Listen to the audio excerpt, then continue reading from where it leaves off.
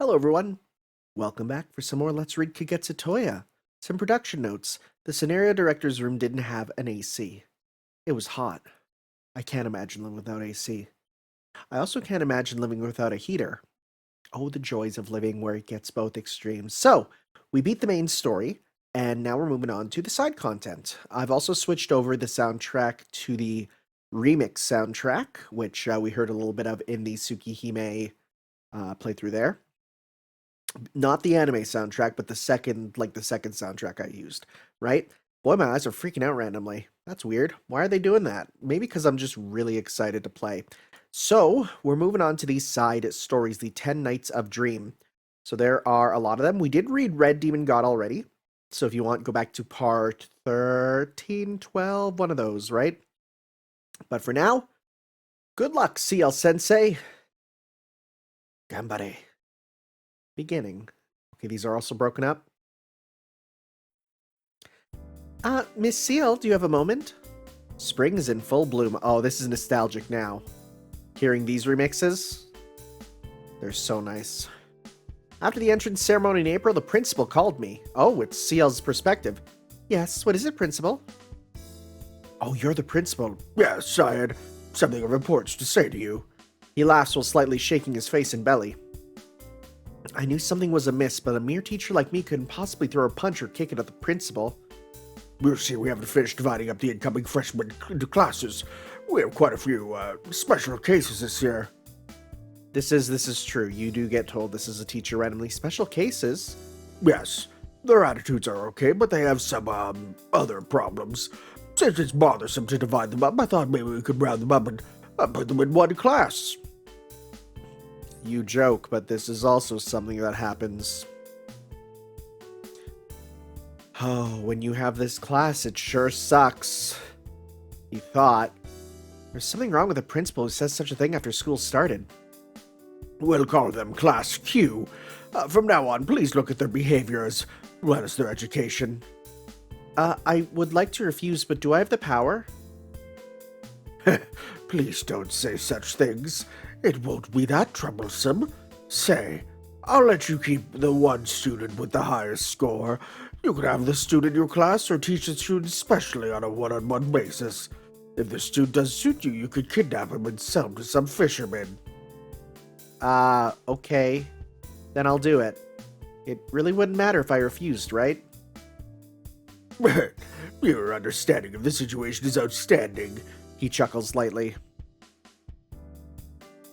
I follow the principal to the special class.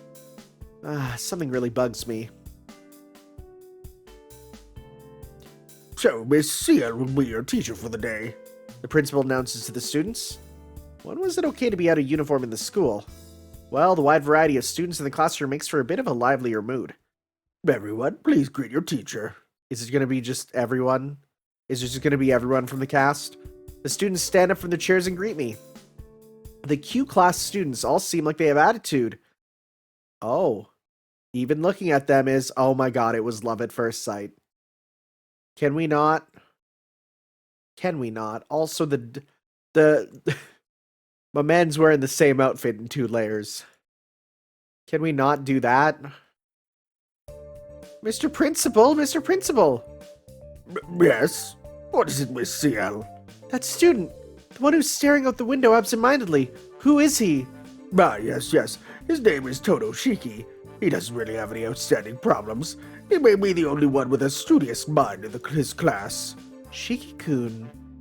Todoshiki, does that mean I can do whatever I want with him? Well, that's if he gets the best grade on the tests. I'll leave the content up to you, so please do your best. That's a fire. Aha! It's here. This year's biggest catch. He is my type. One not swayed by the fad of the moment, the glasses, the feeling that even though he has strictness, he'll be persuaded by cute pleas. Or maybe the feeling that he'll be out of control when he gets angry. Maybe the elegant waistline, the waving black hair, cute baby-like expression. Bingo! My type. Final answer.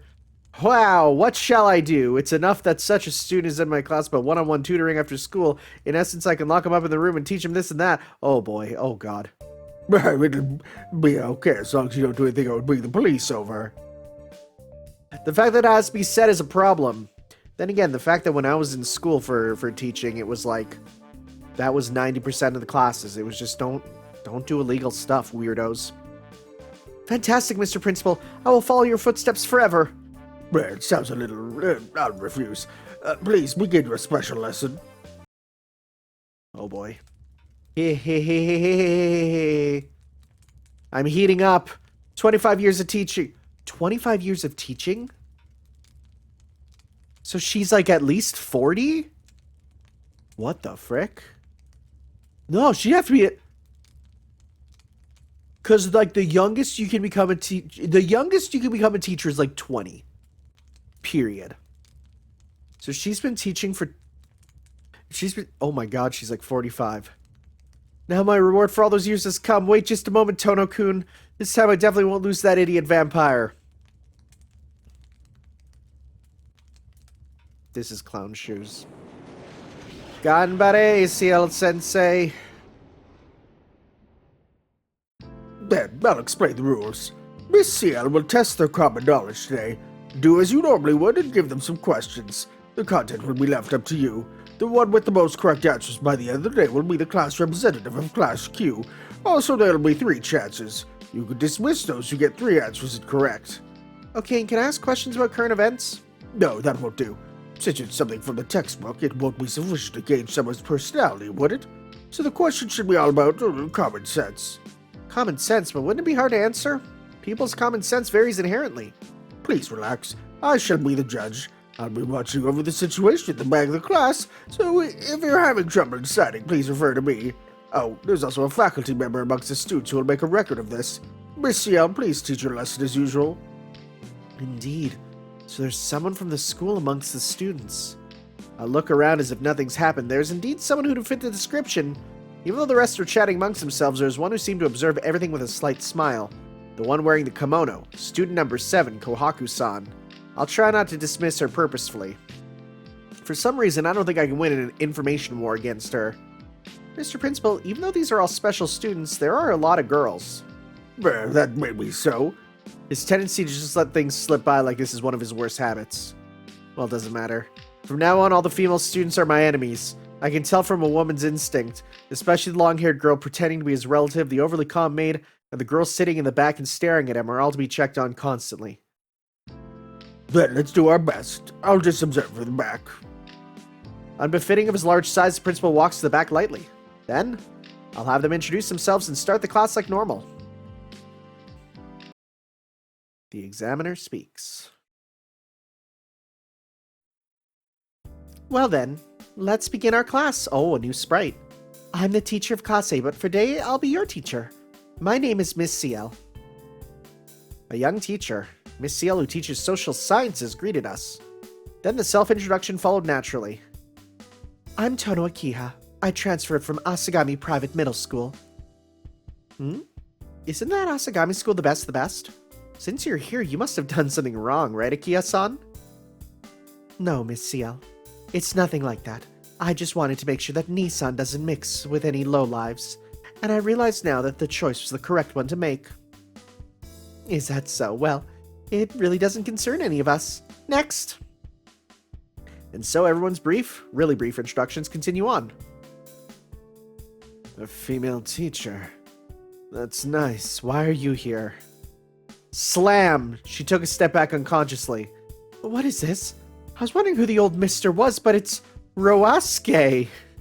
Roasuke, you entered this high school too? Of course. I'm the leader of Clan Ouroboros, after all.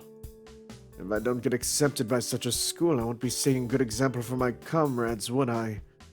Roasuke chuckles. I met him while I was out during the night. Ouroboros gang's leader. Never to be messed with during the night. Blacklisted by many convenience stores. He's always buys things over 100 yen and pays it all with 1 yen coins. Now that's nefarious. Since it's not a criminal act, the police can't do anything about it. Yeah, it's not illegal. It's just highly annoying. The student in the front seems to have overheard my conversation with Roasuke and turned around. What? You're not a student. As I thought. I thought he was here too. What? I thought there was someone overtly melancholic with a coat, but it's just you, Nirojo. Was the rumor that you'd be the heir to the kingdom in Hokkaido just a lie? No, that kingdom's already gone under. Even if it withstood, I wouldn't be able to stand it because of the cold weather. So I chose this school, which happens to have the biggest animal club. I thought it'd be a good change of pace. He speaks as if nothing were out of order. I met him on my nighttime stroll too. He likes so many different types of animals. It's rumored that he collects rare animals from all over the world. Okay, next, student number 17, Tonoshiki-kun. Okay. I stand up, ignoring Roasuke and Niroju, who started doodling knots and crosses. That's hella British. Knots and crosses? You mean X's and O's? Oh, she is here. But I feel as if I'm the center of unwanted attention. Tonoshiki-kun, is it? Entrance exam average of 70 points, passed the interview with an A, height 173 meters, weight 60 kilograms, blood type A, eyesight 20/20, cooperative and placid attitude. I feel like that's confidential and you shouldn't give that out. Miss Ciel! Miss Ciel reads my information thoroughly, even my breast width and shoe size. Is everything correct? Asking thus, she smiles. Yes, I think they're all correct, but... Alright, then we'll conclude with the introductions and begin the lesson. What are you saying? I haven't introduced myself yet. That's right. Miss Ciel, I didn't get my turn either. Due to the lack of time, it won't matter if we skip you guys. Well, let's begin. Those with bad attitudes will be dismissed immediately. I'm getting a little bit angry. I don't know why he's so happy, but Roasuke seems to be enjoying something. Well then, let me hand out the books. It's not the textbook, so don't mind them too much. Okay, let's see who'll have the most trouble with this job. Hisui, please hand these out. The most trouble? The most trouble. Without a word, the girl goes up to the podium to hand the books out. She works in my mansion. What? Here, Tono-kun. The book was size B5 and had a blue cover. You expect me to know what B5 is? Hisui-chan is carrying books for all the students. Is this a bit too much for only a girl? Thanks. You can leave half of it with me. I'll help you handing them out. Thank you. Hisui-chan bows respectfully and leaves half them on my desk. Extra scary sounding. Hisui-chan, no talking with others. Don't pretend to be weak and delay the lesson. Miss Ciel strikes. Huh. Hisui-chan hands out the books rather roughly. Jump scare music. Okay, then please open your books. In the book, you'll find many commonsensical situations illustrated. I'll be testing you over these materials, so if you have questions, please ask. Miss, I have a question. Yes? What is it, Roasuke-kun? How's my Pinor taste like? What? That's what he said, right? Roasuke-kun goes flying. That bastard didn't even need the 3 chances. Well, that's 1 down, and the more the better. Okay, everyone, please turn to page 106. Let's think about what the main character's thinking about during the second day in version Impulse 2. And so Miss Ciel starts the lesson as if nothing's happened.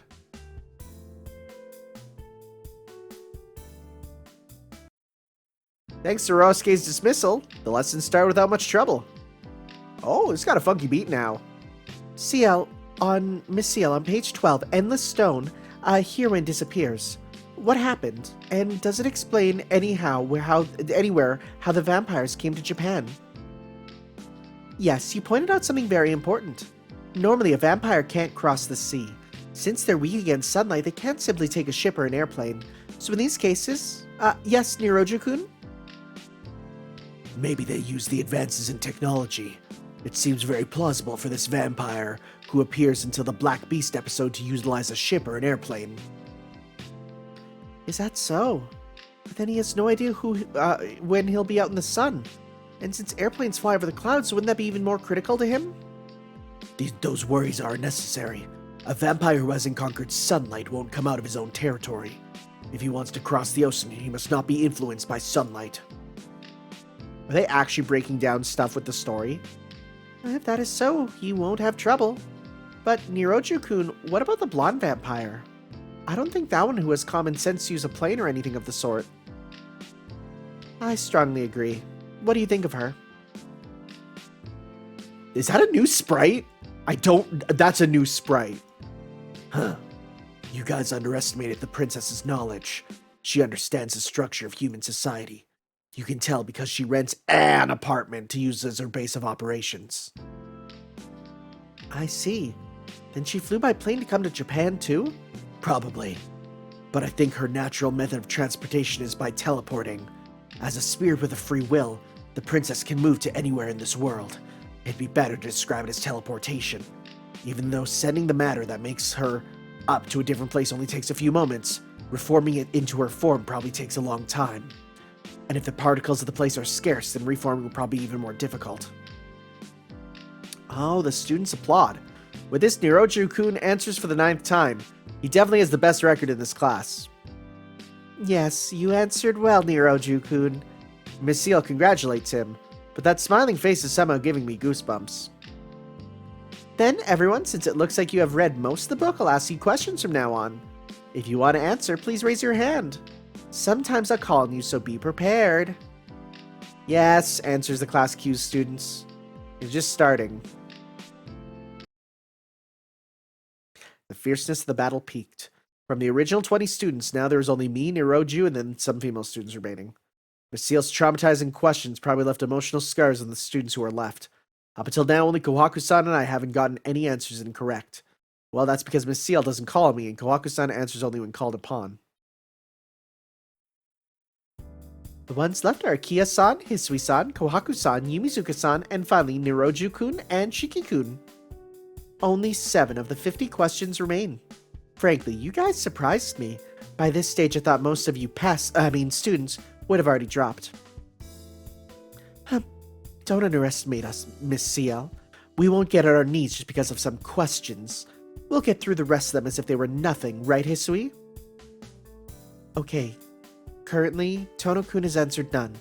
Akiha-sama, Yumizuka-san, and I have answered at least 5 more times. It looks like if it's impossible for Tono-kun to win with the remaining 7 questions. It's weird to have her call him Tono-kun, but... Right? Because Akiha-sama, yeah. Hisui-chan and Akiha were both keeping track of the score. That is so... I'm at -0 plus 0. Akiha and Hisui-chan at -1 plus 5. Yumizuka at -1 plus 3. Don't give me numbers. Don't give me numbers. Kohaku-san -0 plus 2. Niroju -2 plus 15. Well, I guess the comeback will be impossible. I read the scores I've written down on my notes. Yes, if this keeps up, Niroju-kun will surely win. Even though Roasuke-kun is also a boss, he's already exited the stage. How childish of Niroju-kun to keep on staying. It's because I'm studious by nature, but I didn't fail the 2 problems on purpose. Miss Ciel's ability to pick out questions is doubtful. Thank you for that comment. Then I'll direct question number 44 to Niroju-kun. Uh-oh, that's double 4s. Page 28,000, Crimson Grass Fields protagonist goes into his father's room. What's the 5th common sense question the room guardian asked the protagonist? That's a horrible question. Wow, Miss Ciel, what an impossible question. It's 132-3524-224. I'm taking a screenshot of that. That looks very important. I'm saving that. Why does that look so important? Maybe 3313521, or maybe 3414534512. Why? Okay, these look important. Why do I want to take a screen cap of these? For some reason, these look like actual codes. Niroju-kun, what are you talking about? I did my best to answer such a ridiculous question. Is there a problem? Niroju leans back on his chair arrogantly. Miss Ciel looks troubled for a second and directs her attention to the person in the back of the class. Mr. Principal, your verdict, please. Well, it's a pity, but Niroju-kun's answer won't suffice. If you readers got stuck with this question too, You would do well to make note of it. Hey, look at that. I got it. I'm going to save that. I'm going to save that as Nero. As that. Okay, cool. Saving that. Maybe my digits were off. He leaves the scene cleanly. Farewell. I won't say anything about your liking for younger people, but it's a little weird, teacher. You're like 40. You look older. It's none of your business. Losers should leave immediately. Miss Ciel puts a spin into the chalk and throws it at Niroju. He leaves after absorbing the chalk that looked like it was fired from a revolver. He means actually absorbing, huh? Well, then as a fresh start, the next question. This one, Yumizuka-san. In Inversion Impulse 3, the protagonist's classmate turns into a vampire, no? Yes, that is so, but... Then here's the question. This extra, who didn't know her place, was rumored to be even the heroine in the popularity poll. With such a rumor, many thought there was even a scenario of her own in the main game. But what was the truth of the matter? Amazing. Miss Ciel, she hits Yumizuka with her special attack. It was... Even though she wants to answer, she just can't. Well, that's normal, seeing as how her own existence depends on her answer. Huh? I can't hear you, Yumizuka-san. And then Miss Ciel goes in for another strike. Sachin, who can't suppress her own feelings of injustice. And then... That... I don't know. So she puts her pride foremost. Oh, if you can't answer, it'll have to be a negative point. It's fine. My appearance is more important than answering such a question. That's a side of Sachin I haven't seen. Miss Ciel, I have a question. Isn't this a fun disc? I heard a rumor that instead of a boring senpai, a melancholic and unlucky girl would take the main role. But why doesn't she make an appearance? Oh, that does sound more interesting. Because it was cut. Miss Ciel answers curtly. Cut? What string got cut? Thank you for being dubiously stupid, but that extra's route is cleanly cut out. Because it doesn't fit with this release, it'll be left in the dark. Since it was completed before this, maybe it'll see the light of day later. Oh. One day. One day, huh? One day. As in literally in a year or two. Of course, it would take the kind of luck needed to win a lottery. It happens. I love that face. Adults are all liars. No. Type Moon is the liar, but to those who expected it, apologies. Frankly, it felt as if our intestines were being cut too. Don't worry, it's coming. I can't accept that. You're horrible, Mr. Principal. If you're gonna make 7 of these stupid episodes, it'd be okay to put my story in 2. Sachin runs towards the principal in the back of the room.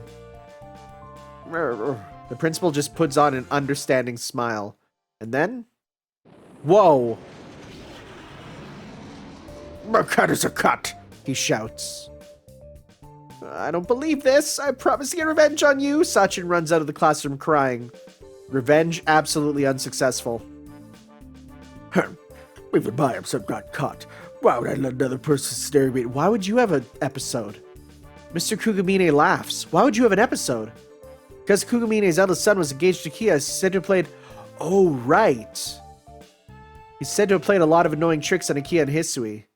I'm happy he's been cut, actually. Yumizuka-san, what a pity. Yes, it is, but to us it might be a good thing. Anyway, her route is a real vampire route and also has a theme of boy meets girl, so it could have eclipsed other heroines. See? Especially that. Akiha-san, please don't gossip during class. Bam! The chalk flies like a bullet. Akiha avoids it by merely tilting her head. Haha, the student and the teacher stare at each other. Looks like these two will be like this the whole scenario. Miss Ciel, we don't have much time. Won't you ask the next question? Okay, then the next question. On page 81, whom does the protagonist think of? If one were supposed that this playmate of his is his childhood... What? If one were to suppose that this playmate of his in his childhood days were his first love, would that first love become true? The air becomes really heavy.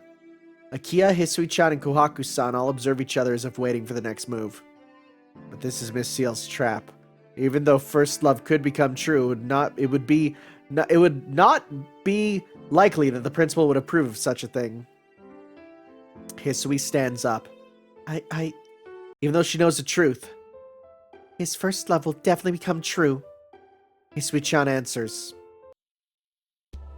Ah! Then it won't be interesting. The rage of the principal.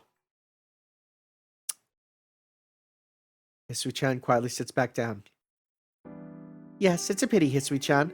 I was a little touched, but there's no way to go against the principal's decision. One more wrong and you'll be dismissed, Hisui-chan. Yes, I know. Then, continue with the topic of the protagonist and the little girl. The relatively germophobic protagonist has two maids with him. A-san, who cooks well, and B-san, who cleans well. Then, which would suit the protagonist better? Frick. Hisui-chan gulps. Even though she needn't have answered, she takes a deep breath in. Personally, I think B would be better. And so she falls straight into Miss Ciel's trap again. No, that won't do. The protagonist is germophobic. So A-san, who can cook well, would suit him better. They would complement each other more. Hisui bows her head silently. So there are only 3 left now. Me, Kohaku, and Akiha. Okay, then a question for Kohaku-san. In the protagonist mansion, there are 2 maids. How much is their salary? Oh, okay, here we go. What? Akiha looks surprised. That's an uncomfortable question. There are no references to the question in Tsukihime. Of course. I can't tell Nissan such a thing. If I say there is no set salary, he'll treat me like a monster or a demon. Akiha mumbles. But if that's the question, I'll answer it. I didn't tell Akiha-san, but their salary was set by Makihisa-sama. If they were to ever leave the mansion, it would be enough for them to live comfortably. Oh. Okay. The amount is 30. When they leave the mansion, they'll open a classy tea shop somewhere. 30? I know it's not, but that much? Both of them? Akiha, Miss Ciel, and I are all surprised. Yes. Please keep it a secret from Hisui-chan. That's interesting, actually. Wow. Kohaku-san clears a question even Miss Ciel didn't know the answer to. That's interesting.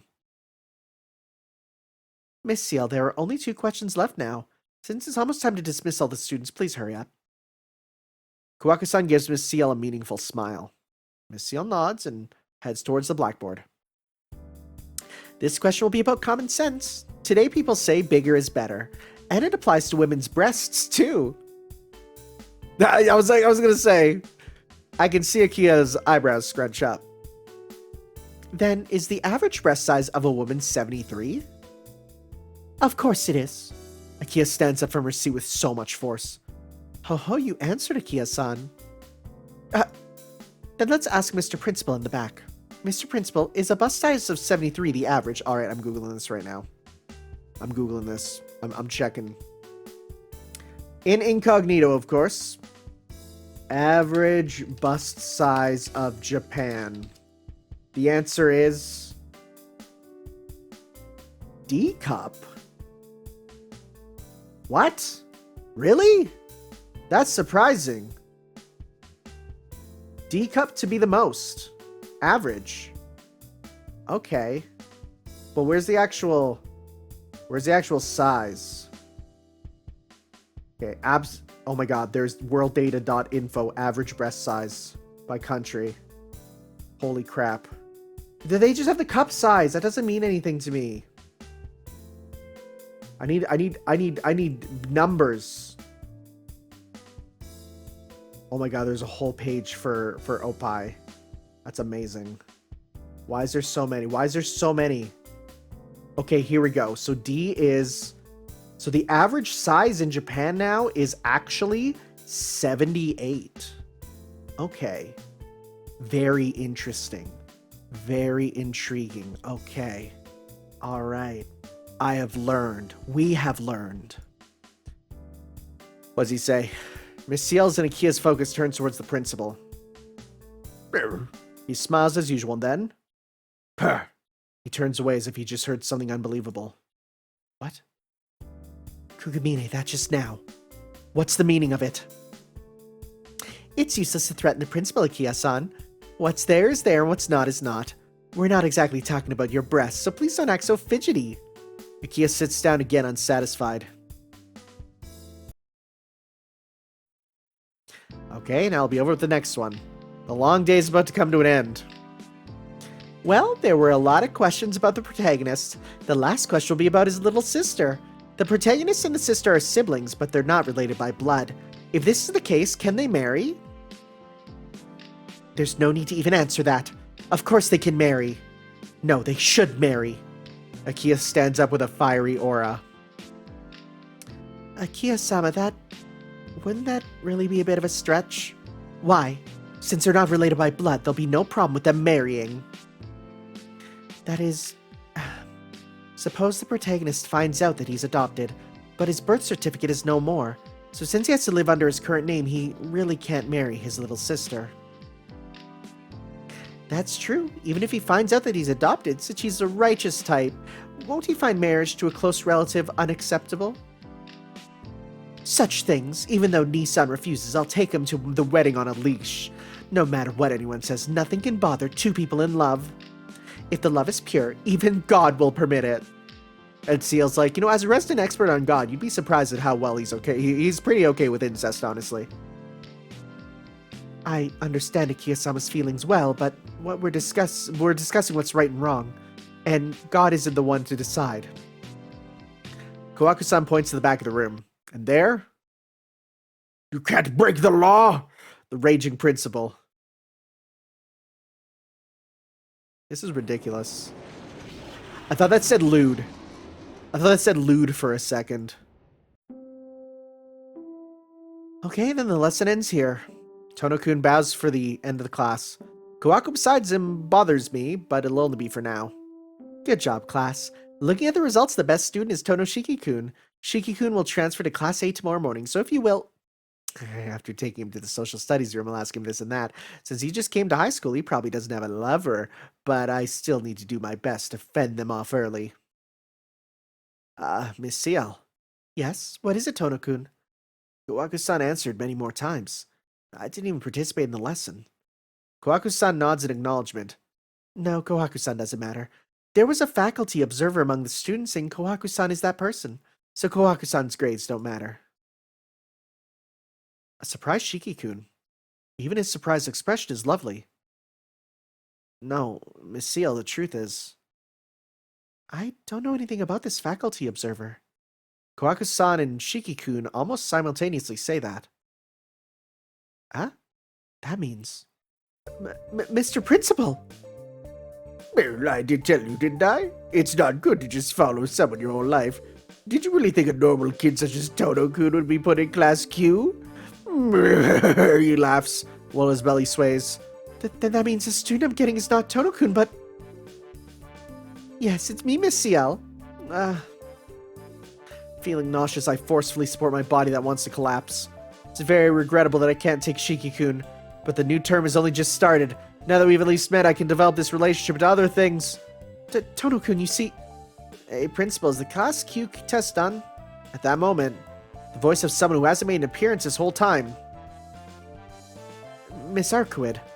Shiki-kun's face turns red. Oh my god. Yahoo! Good job being a faculty observer, Shiki. What? Stop, we're at school. It won't look good if you cling on me so much. Even though he denies it, he looks pretty happy. Oh my god. What are you two doing? No. Arcuid is my acquaintance or something like that. Well, we did that, so it's not much use trying to hide it. Plus, the principal allowed us to. The principal? Yeah, so Shiki's mine. We're gonna go out to play. Don't bother us, Ciel. Arcuid clings onto Shiki-kun's neck. What? Stop it! Really, stop! Thank you for your lesson today, Miss Ciel.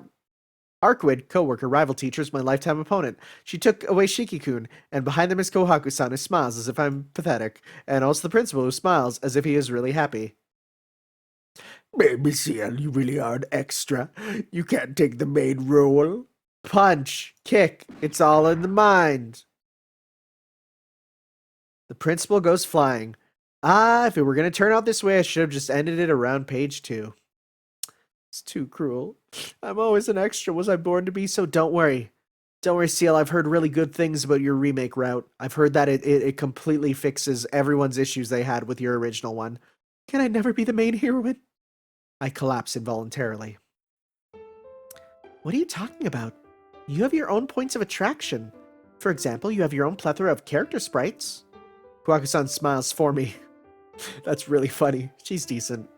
Among all the heroines, I think I can get along with Kohaku-san the most. And add on to the fact that she was 5th in the second popularity poll. You know, because she freaking betrayed everyone. Thank you, Kohaku-san. How about we go out for a drink? Okay, if you'd like me to accompany you.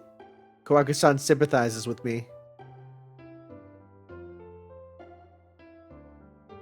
Let's go to the meeting room. There's lots of beer there. Nowadays you can't keep beer in schools here. Yesterday I'll get drunk. I'm underage. What are you saying? Physically, I'm underage too. The two losers who walk the hallway at sunset. Next time I'll get that idiot vampire. If I join force with Kohaku-san, there's nothing that can stand in our way. That was ridiculous. Like, I didn't think we'd get Q&A answers about Tsukihime mixed in with this sort of plot.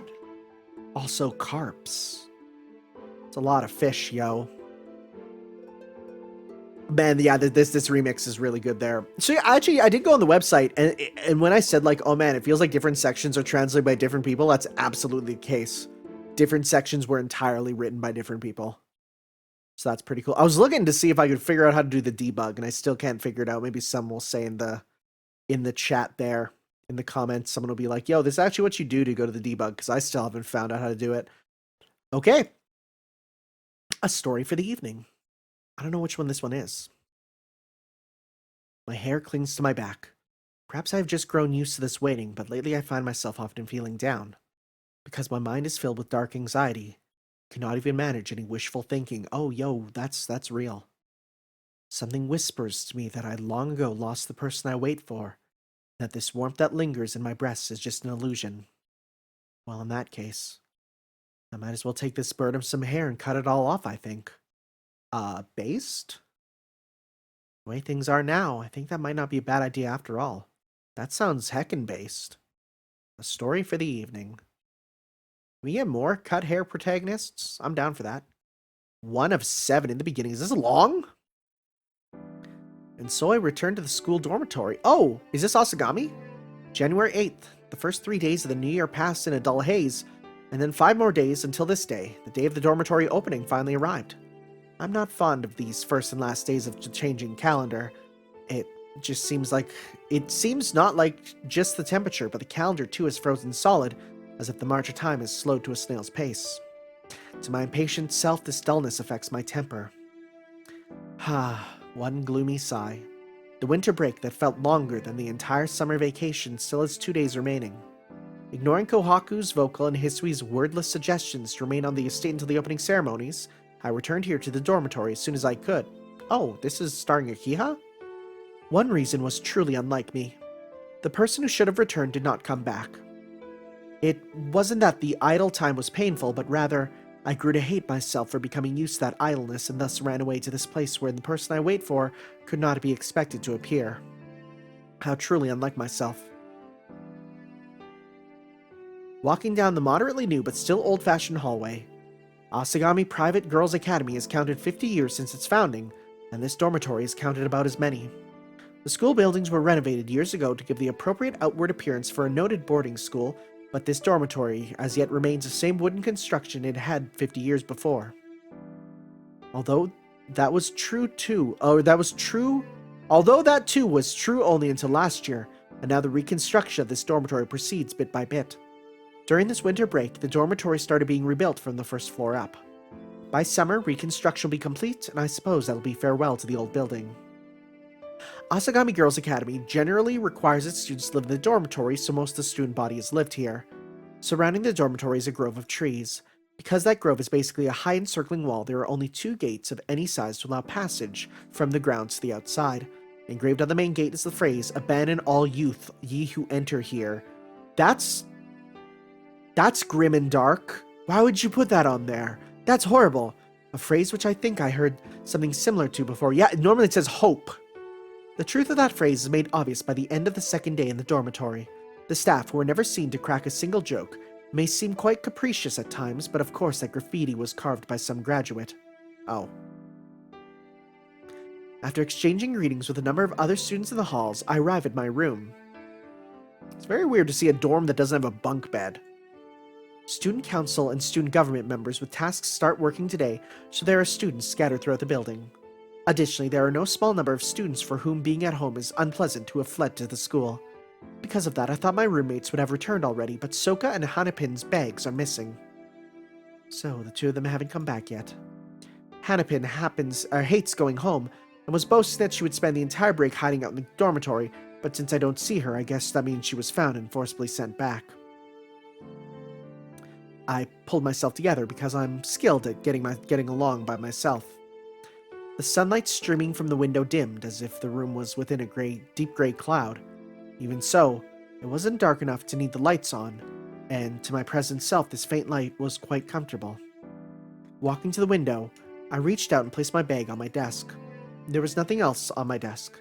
Pretty obvious since I cleaned everything before the break. My desktop was as flat and smooth as a freshly made pudding. An envelope. Or so it should have been, but there was an obstacle sitting there.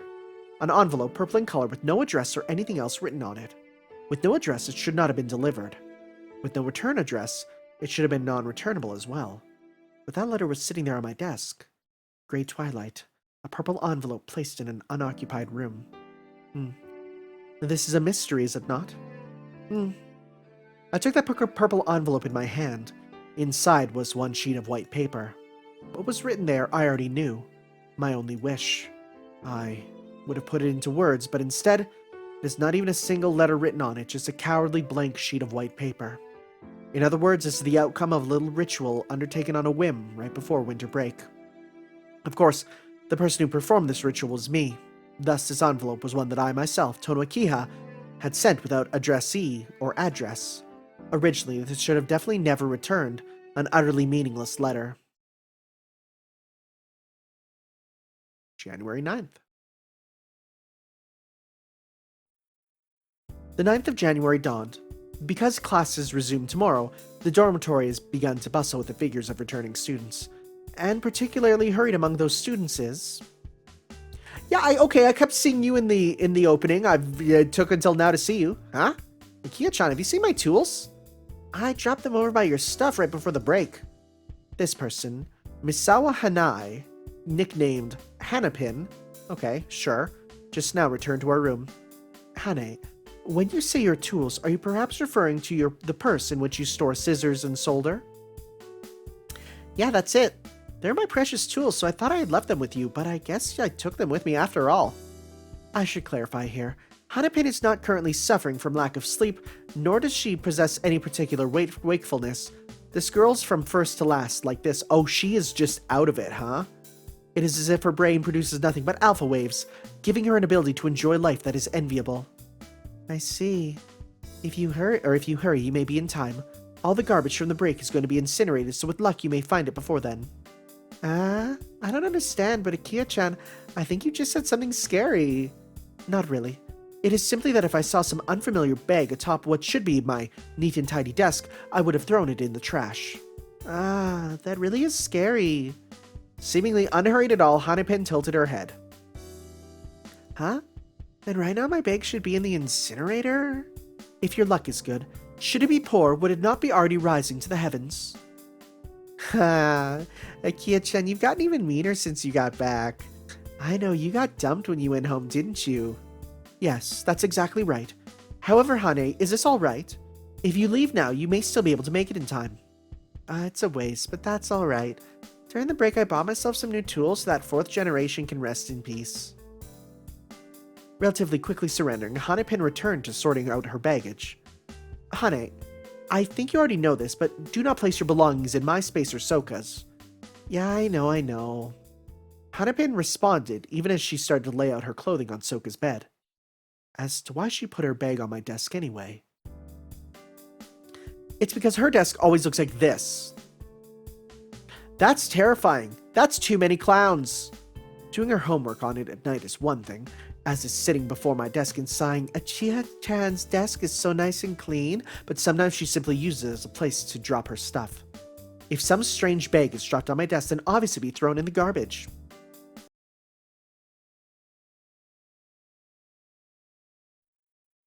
Asagami Girls Academy is a famous school with a long and proper history. School regulations are very strict, and that strictness is unchanged here in the dormitory.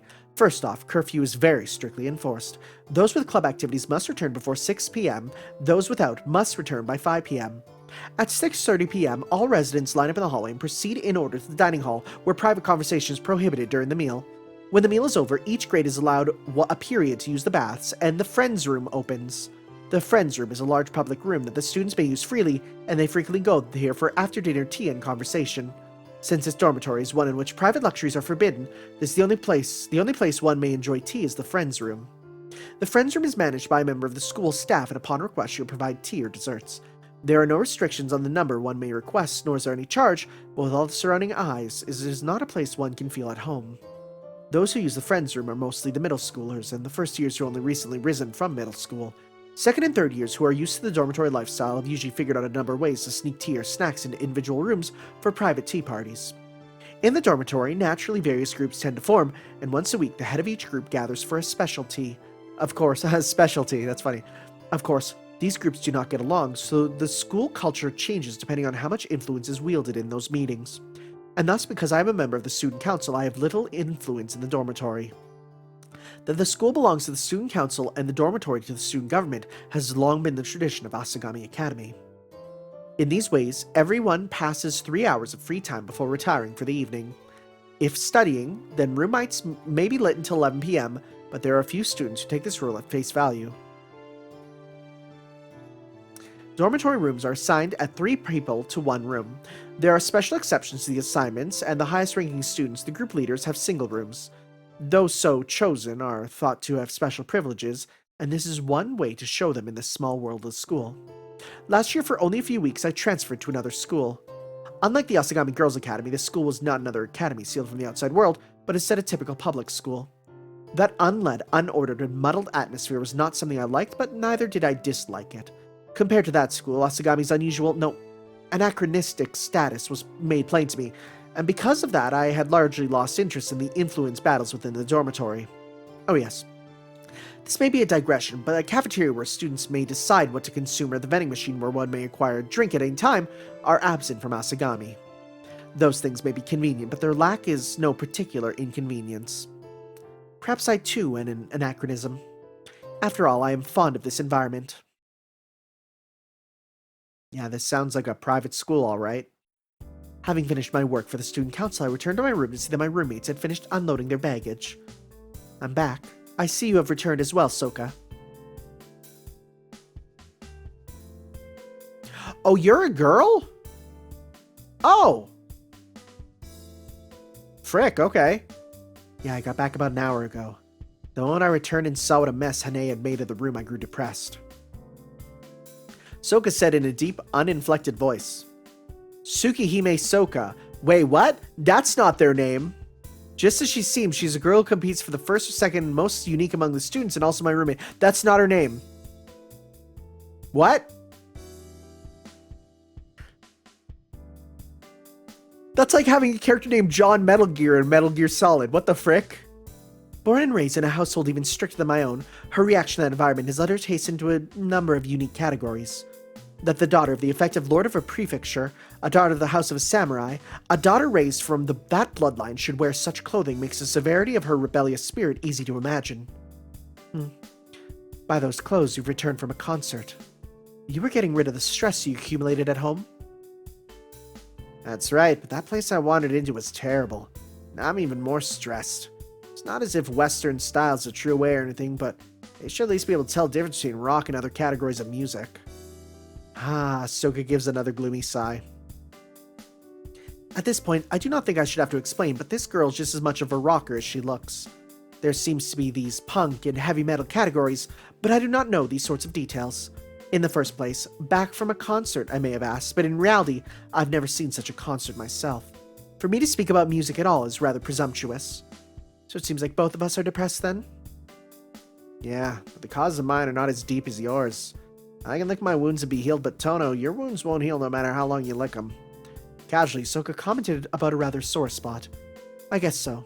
I answered in a similar light tone and crossed the room. Sitting in my own seat, I pulled out a roll of surgical tape. Then I began to cover the cuts in my fingers one by one. 1, 2, 3, 4. At this rate, tomorrow I'll need to get a new roll from the clinic.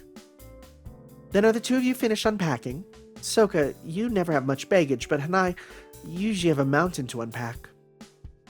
That's right, but everyone's done.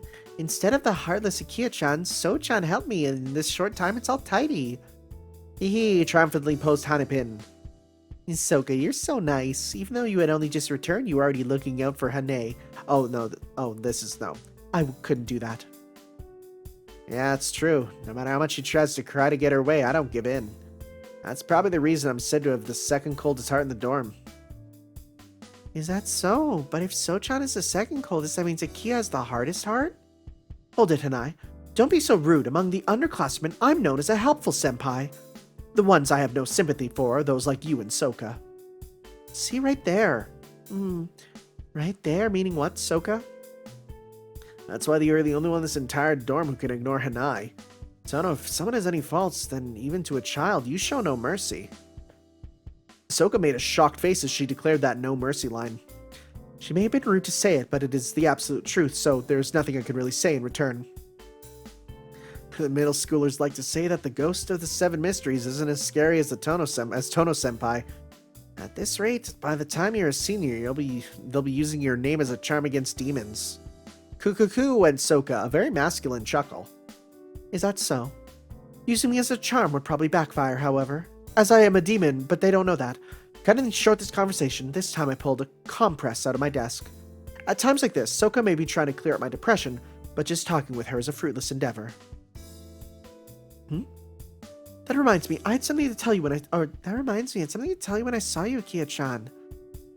Went Hanepin, as she worried over some thought. However, she's doing it again. Hane's forgetfulness is nothing new, so if you pay any attention to her, you'll be waiting till the sun's risen. Soka said, quite truthfully, while otherwise ignoring Hanai. I was busy with treating my cuts, so when she's calmed down a bit, I might listen to Hanai.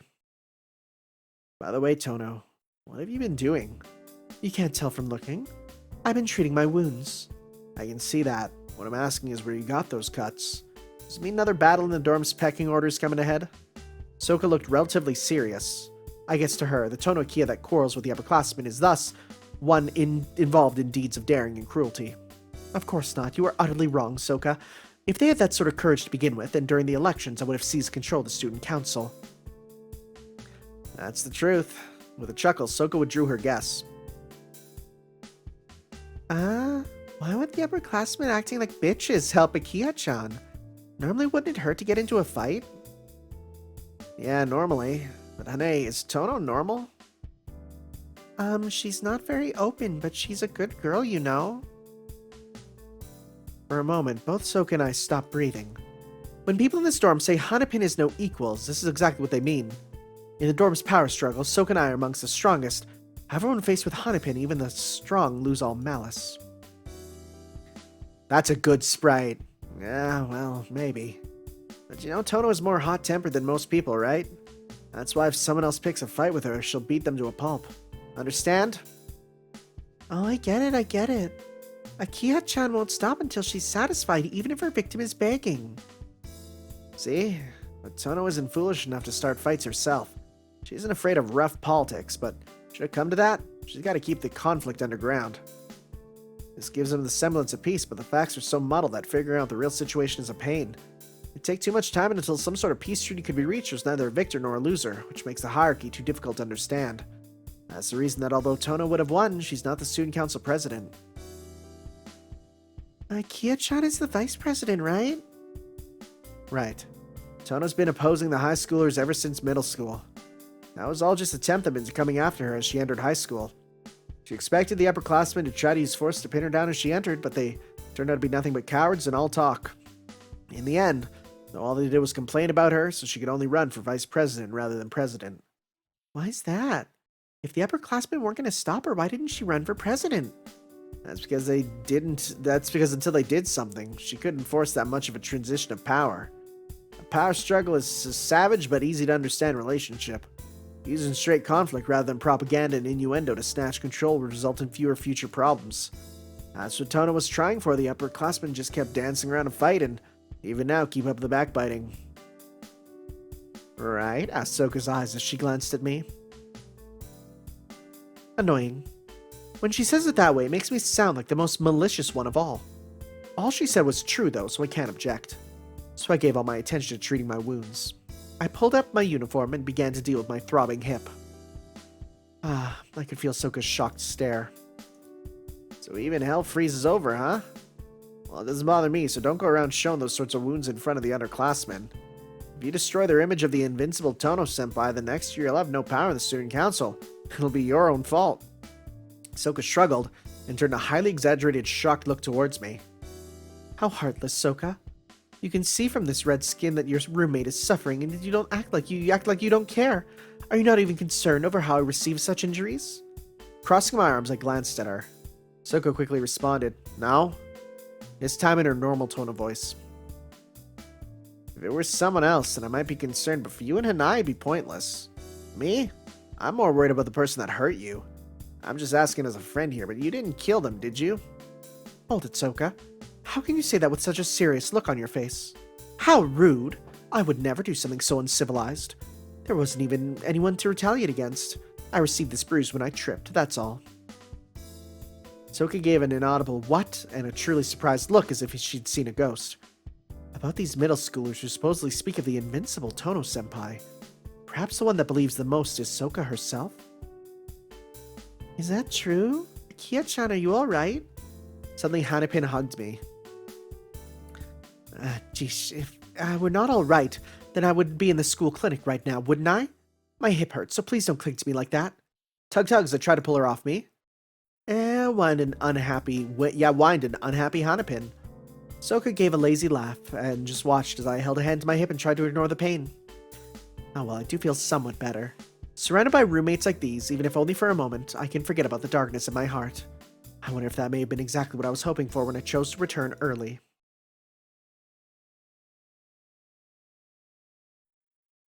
A faint wind drifted in through the open window. The cold outside air of January quickly cooled off my flushed skin. That thin film of water that condensed upon my still warm skin felt pleasant, but my roommates did nothing but complain, it's cold, it's cold.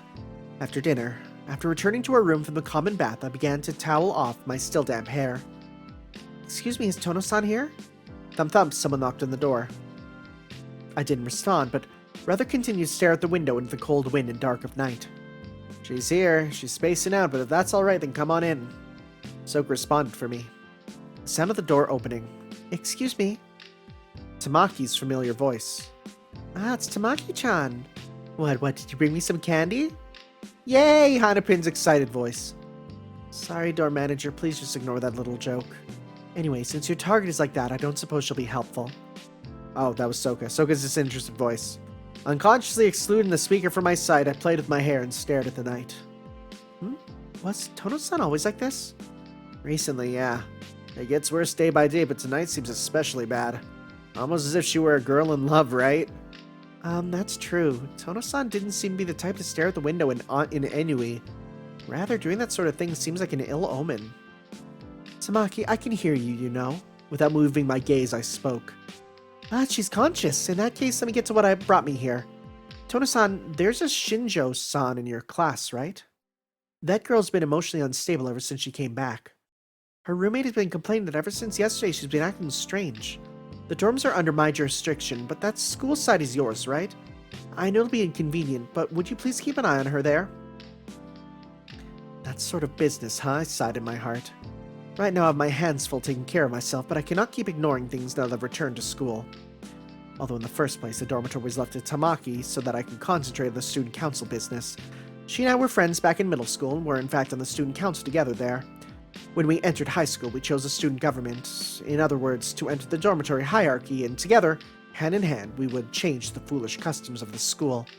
The student council and the student government still don't get along, but Tamaki and I, at the top of each organization, cooperate in secret, so giving or receiving requests or advice like this is quite normal. I understand, I'll do it. Seat number 8, Shinjo Tsukasa-san, right? Why does the name Shinjo Tsukasa sound familiar too? I'll keep an eye on her starting tomorrow. Akiha-chan, Tsukasa-san is number 9, isn't she? I'm number 10 and she sits right in front of me, so she'd be number 9, right? For some reason, dropping her work to the desk, mine of course, Hanapin corrected me. That was Hanapin. Oh, that's right, I really don't care about Shinjo-san, so I had forgotten. Simply accepting my mistake, I responded to the air. Hey, what's wrong? Looks like my partner princess has lost her spirit? Seemingly concerned over my absent-mindedness, Tamaki nudged Soka's arm. I don't know, ever since she came back from home, just taking a bath has been enough to make her go flat like this. She'll be back to normal by tomorrow, though, so don't worry about it. Unconvinced, Tamaki withdrew.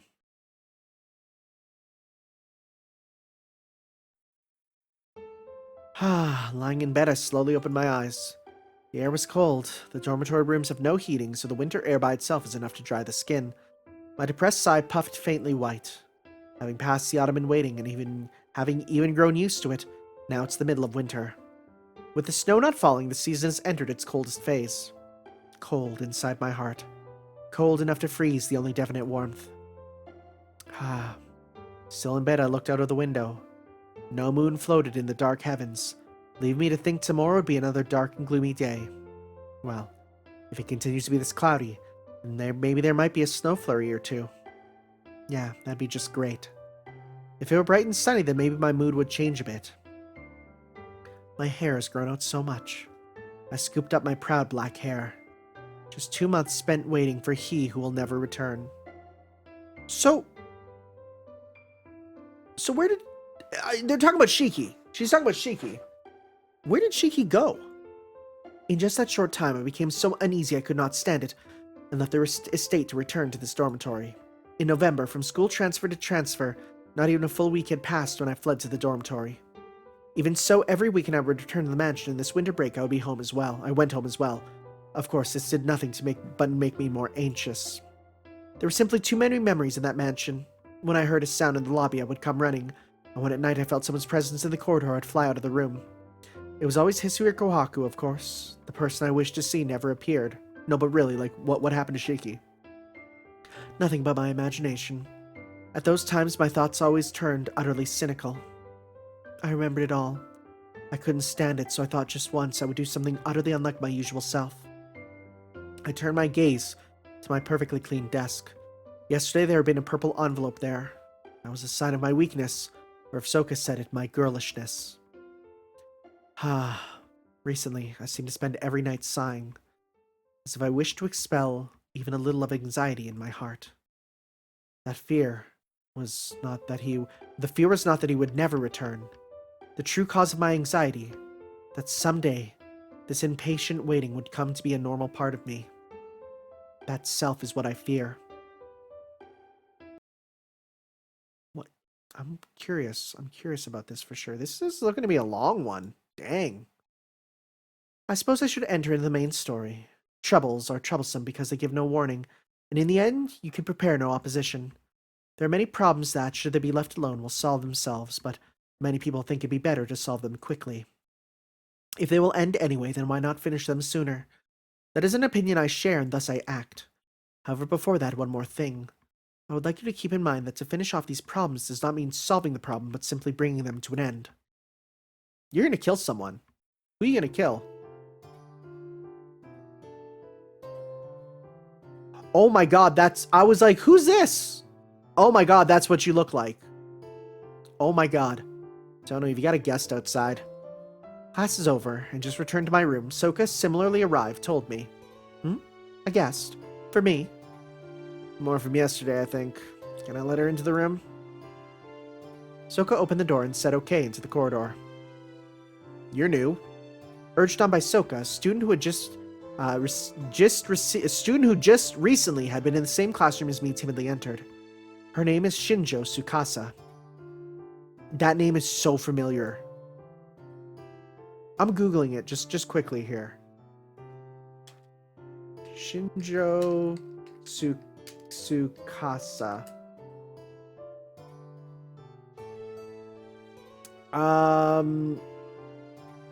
No, it just says from this. Right? But part of me is like, I think I've heard that name before somewhere, but where? Where have I heard that name before? Maybe I'll Google it after this. Like, fully, go into it. Her name is Shinjo Tsukasa, seat number 9, no club activities. Instead, she's one of the class staff members and an honor student. Please, have a seat. If you've come to me here, then this must be something you couldn't talk about in the classroom, correct? If this should be a long discussion, then shall I pour you some tea? No, I'm fine, thank you. This is a trifling matter, so please do not concern yourself. Is that so? I thought it might be. It was polite to ask once, however, so let us finish this before it becomes such that I'm forced to leave my long-awaited tea unenjoyed. Hanging her head, Shinjo Tsukasa seated herself atop a cushion. Soka sent me a glance like she had something to say, and then pulled shut the partitioning curtains and began to change her clothes. Well then, what brings you here, Shinjo-san? I bluntly asked. Or Shijo, rather, not Shinjo, Shijo. Shijo Tsukasa kept her head down, not raising it a bit. Perhaps she's taken a liking to the carpet design. That's not why at all. Well, I too shall say nothing, and wait a little while on her poor tastes. Thus, wordlessly, we passed exactly 5 minutes and 20 seconds. That's a horrible silence.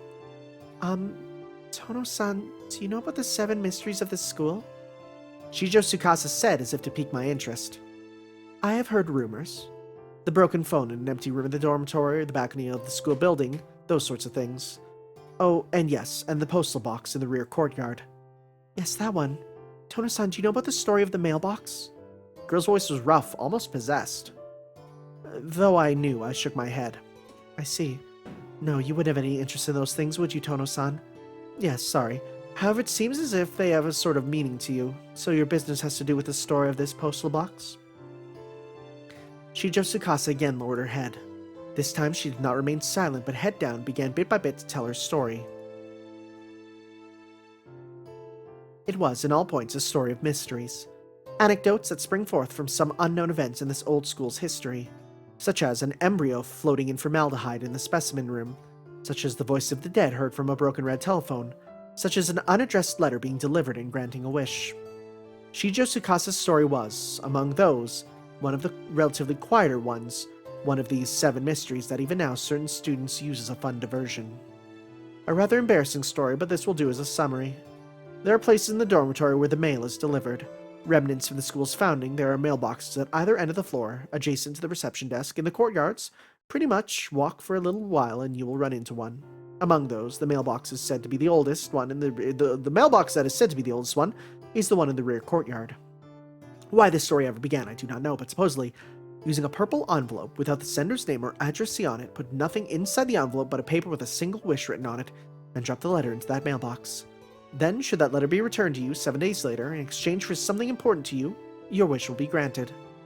A ghost story fairly typical of this sort of girls' school. Man,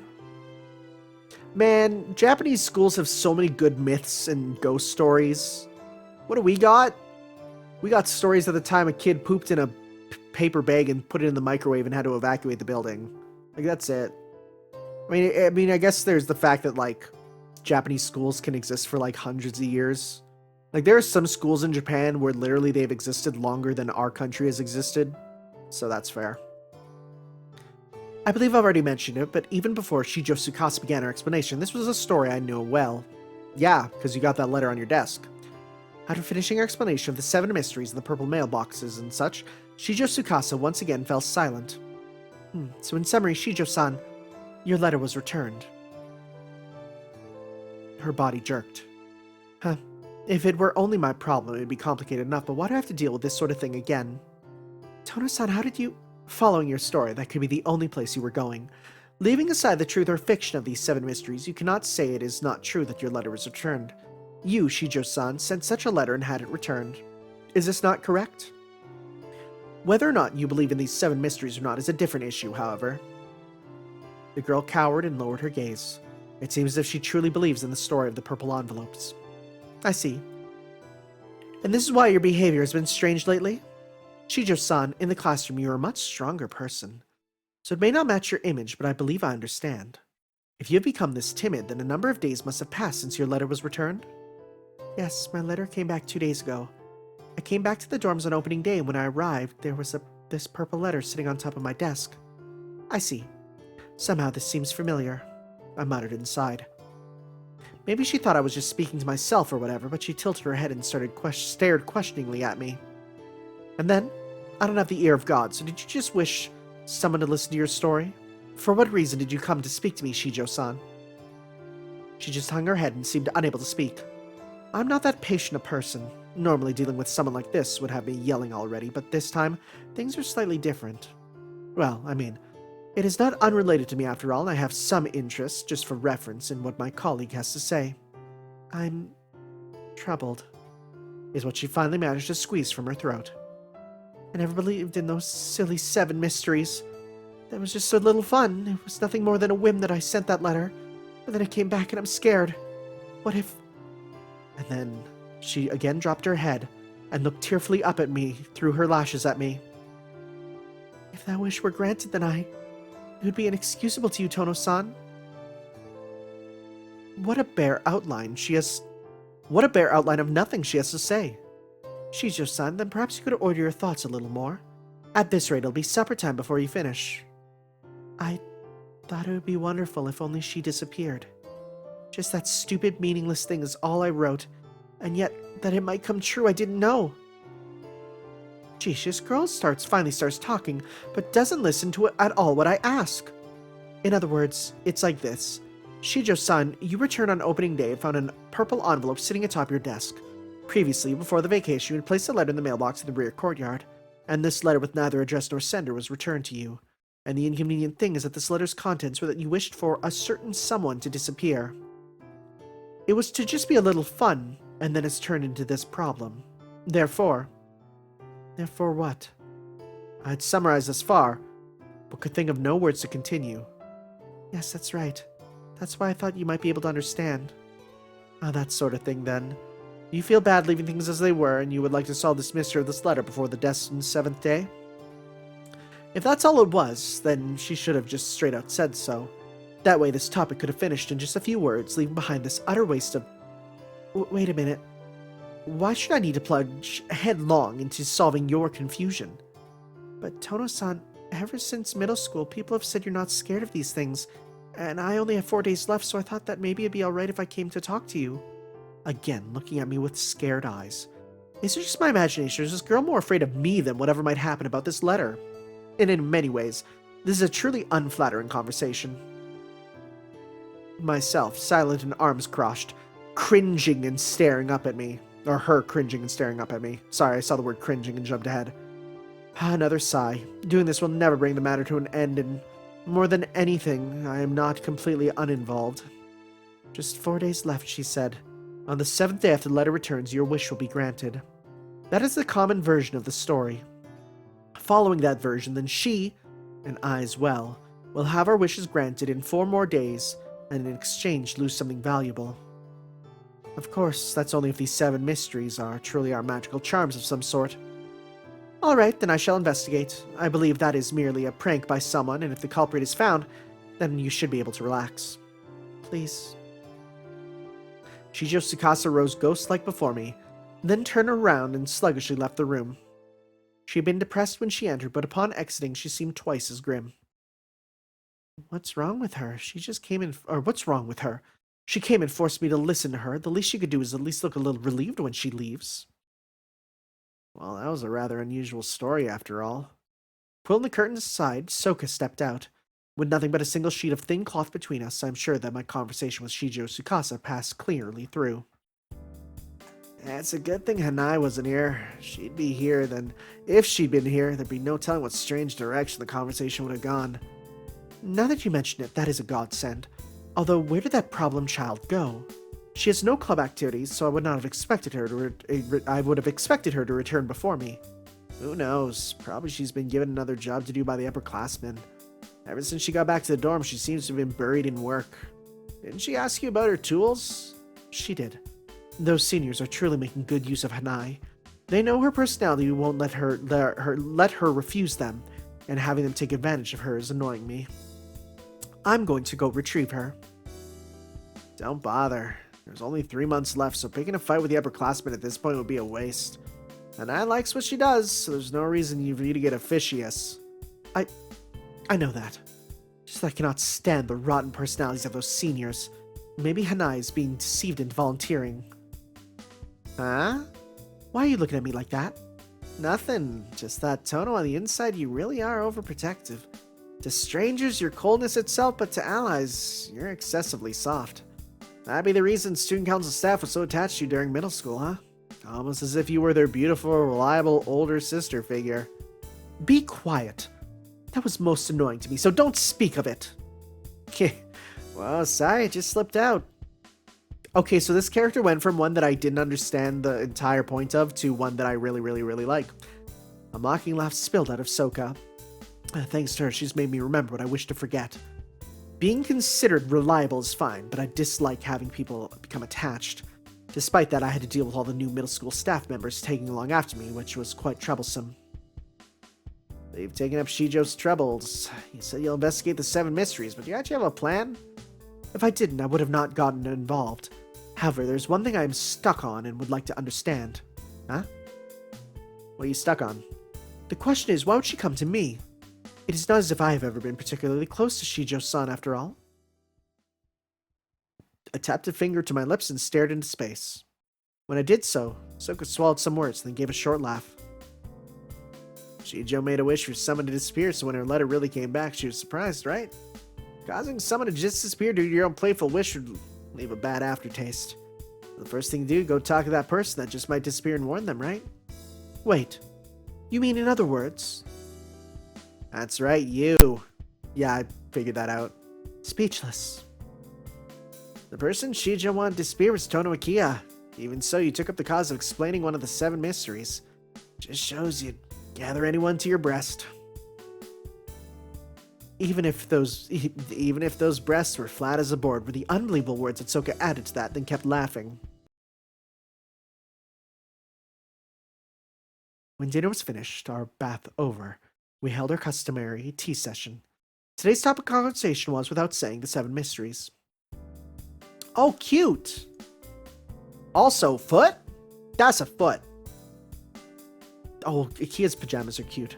It's just superstition. Oh, it's just superstition. Soka started bluntly the moment I asked, what do you think of the 7 mysteries? That's not true. The 7 mysteries really are true, you know?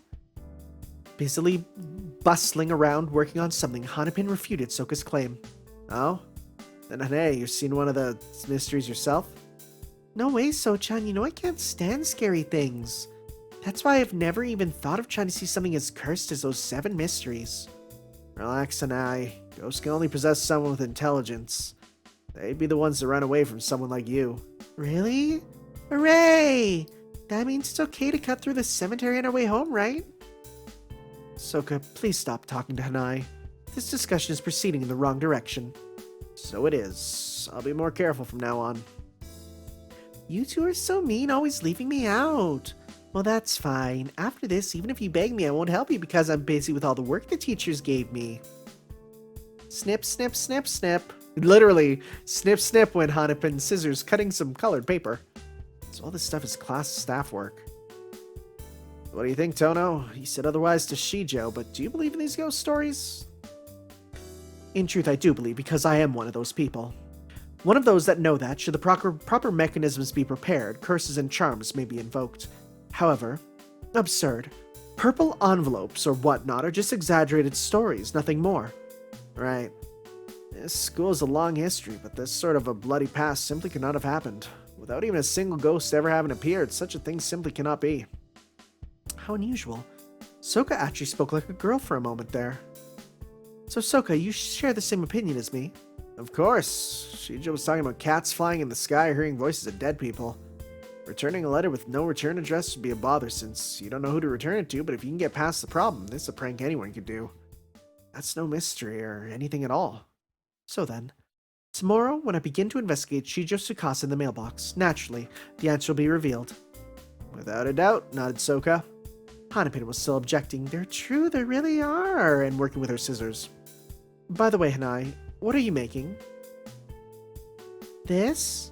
You shouldn't be surprised. I'm making Akiha-chan and So-chan. Hanapin proudly puffed up her chest. Well, certainly could see something vaguely person-shaped in the colored paper pieces she had glued to the cardboard. Then about that, she had written, "This is the student council room," in block letters. Soka and I wordlessly looked at each other. I don't know who asked Hanapin to do this, but our faculty members must either really like jokes or have something wrong with them, and I'm not certain which is true. That's kind of funny in a sad way, you know? Kind of is. Again, I woke. My insomnia was back again. At this rate, I might qualify for a record in a book somewhere. I had my hands full taking care of myself.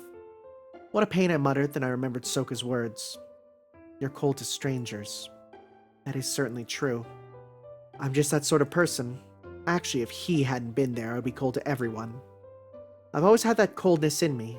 I thought it was simply impossible that anyone would ever love me. But then, when did I start to enjoy being with others and sharing our troubles? I didn't want to be hated. Because I inherited the tonal blood, no matter what I did, I could not be like others. Utterly pointless to try. If no matter how I tried to smooth things over, I could never be the same, then I would accept my differences and build a wall between us. That's how people like me live, the method we know to protect ourselves. But I never wanted to be hated. That's why I, even my normally cold self, would act like him occasionally. I thought that if I could laugh with others, and make others laugh, then I could at least share the same feelings. Thus, I began my disguise. But that disguise was more pleasant than I'd expected, and before I knew it, I had lost track of what was acting and what truly was me, and before I knew it, I'd become this Tono Akiha that others know. I am myself, after all. That coldness is me, which I thought was my strength, upon inspection might actually be warmth. Even so, that I could never ever learn to feel the warmth of others is all because of him. To me, Tono Akiha, he is my irreplaceable other half. Should I ever lose him, I would probably return to the cold, perverse self from long ago that knew no other way to live. That's why, seduced by my own weakness, I sent that letter. I made a purple envelope and left my wish to incubate in that mailbox. Okay, I saw the word incubate there and got really worried. I thought she was wishing for something else. But in the end, I couldn't think of it as anything more than a simple prayer, and so I did not write a single word on that paper. The envelope's contents were just a blank sheet of paper. If the 7 mysteries were true and the curse of the purple letter was real, then the people must think Tono Akiha to be a truly cold person. When the letter was returned to me, I began to think. An empty wish, unwilling to ask for anything yet still bothering to wish, maybe convinced God to return the letter to me as punishment. How girlish. I combed my fingers through my long black hair. Just sleep already. I may only manage to doze a little rather than truly sleep, but even that is better than leaving my eyes open. The room creaked, the dry, cold winter air warping the wood of the dormitory. Amongst the noises, I suddenly thought, in exchange for something precious, your wish is granted. The only thing precious to me would be him. If I were to lose him in exchange for having him return to me, that sort of contradiction would be impossible. Then, perhaps what I would lose would be my life. Or perhaps his black hair. After all, in ancient times, didn't they used to say that a woman's hair was her life? That's more like a mage and a woman and whatever, right? You know, the mages with their hair. Treated very special.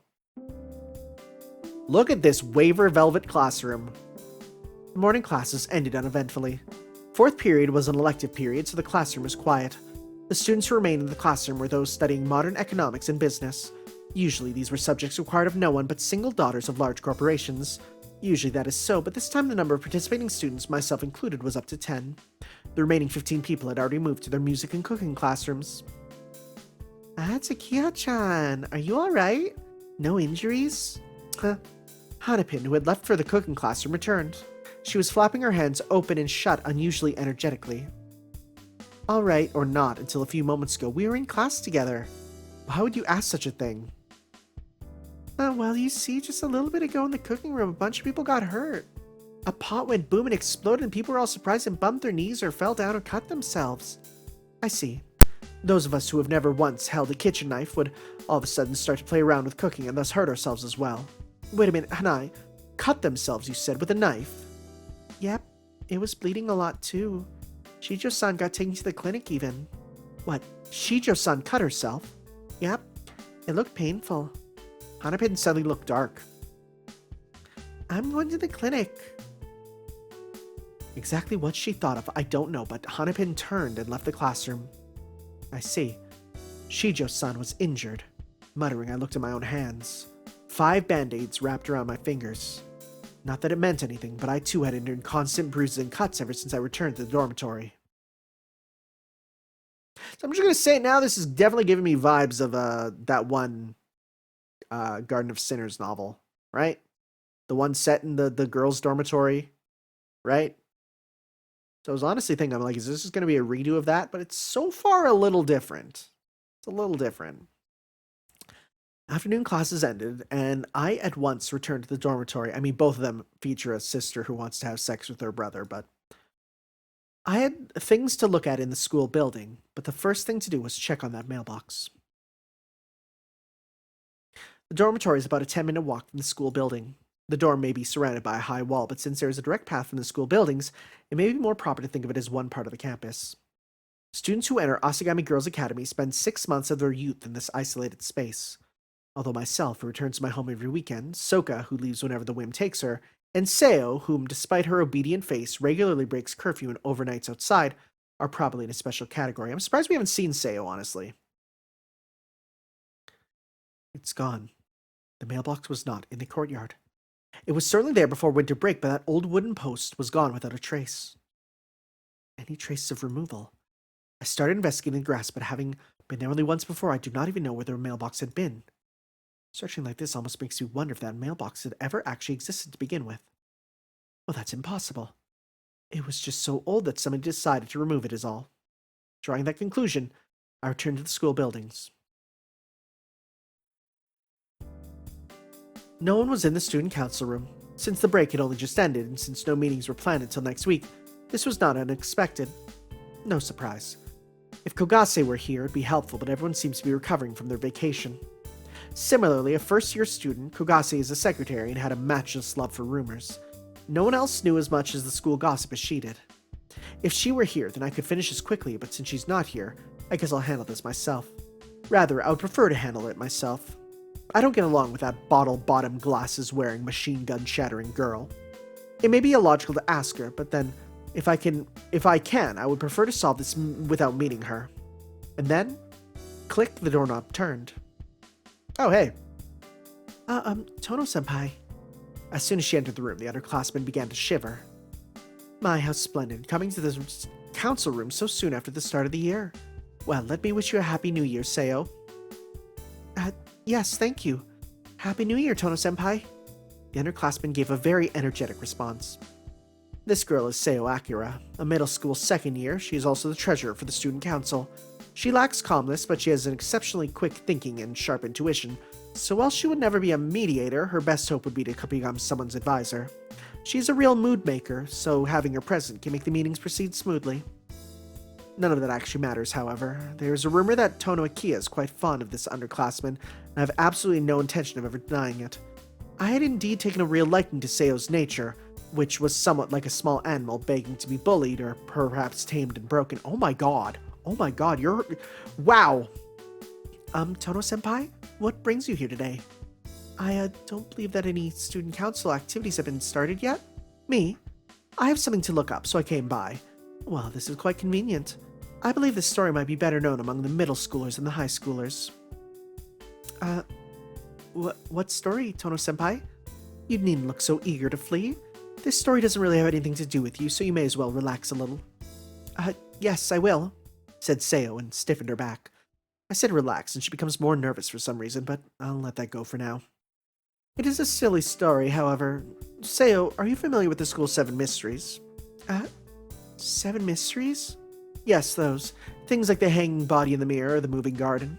What I would like to hear about is not one of those grand stories, however, but the mailbox in the rear courtyard.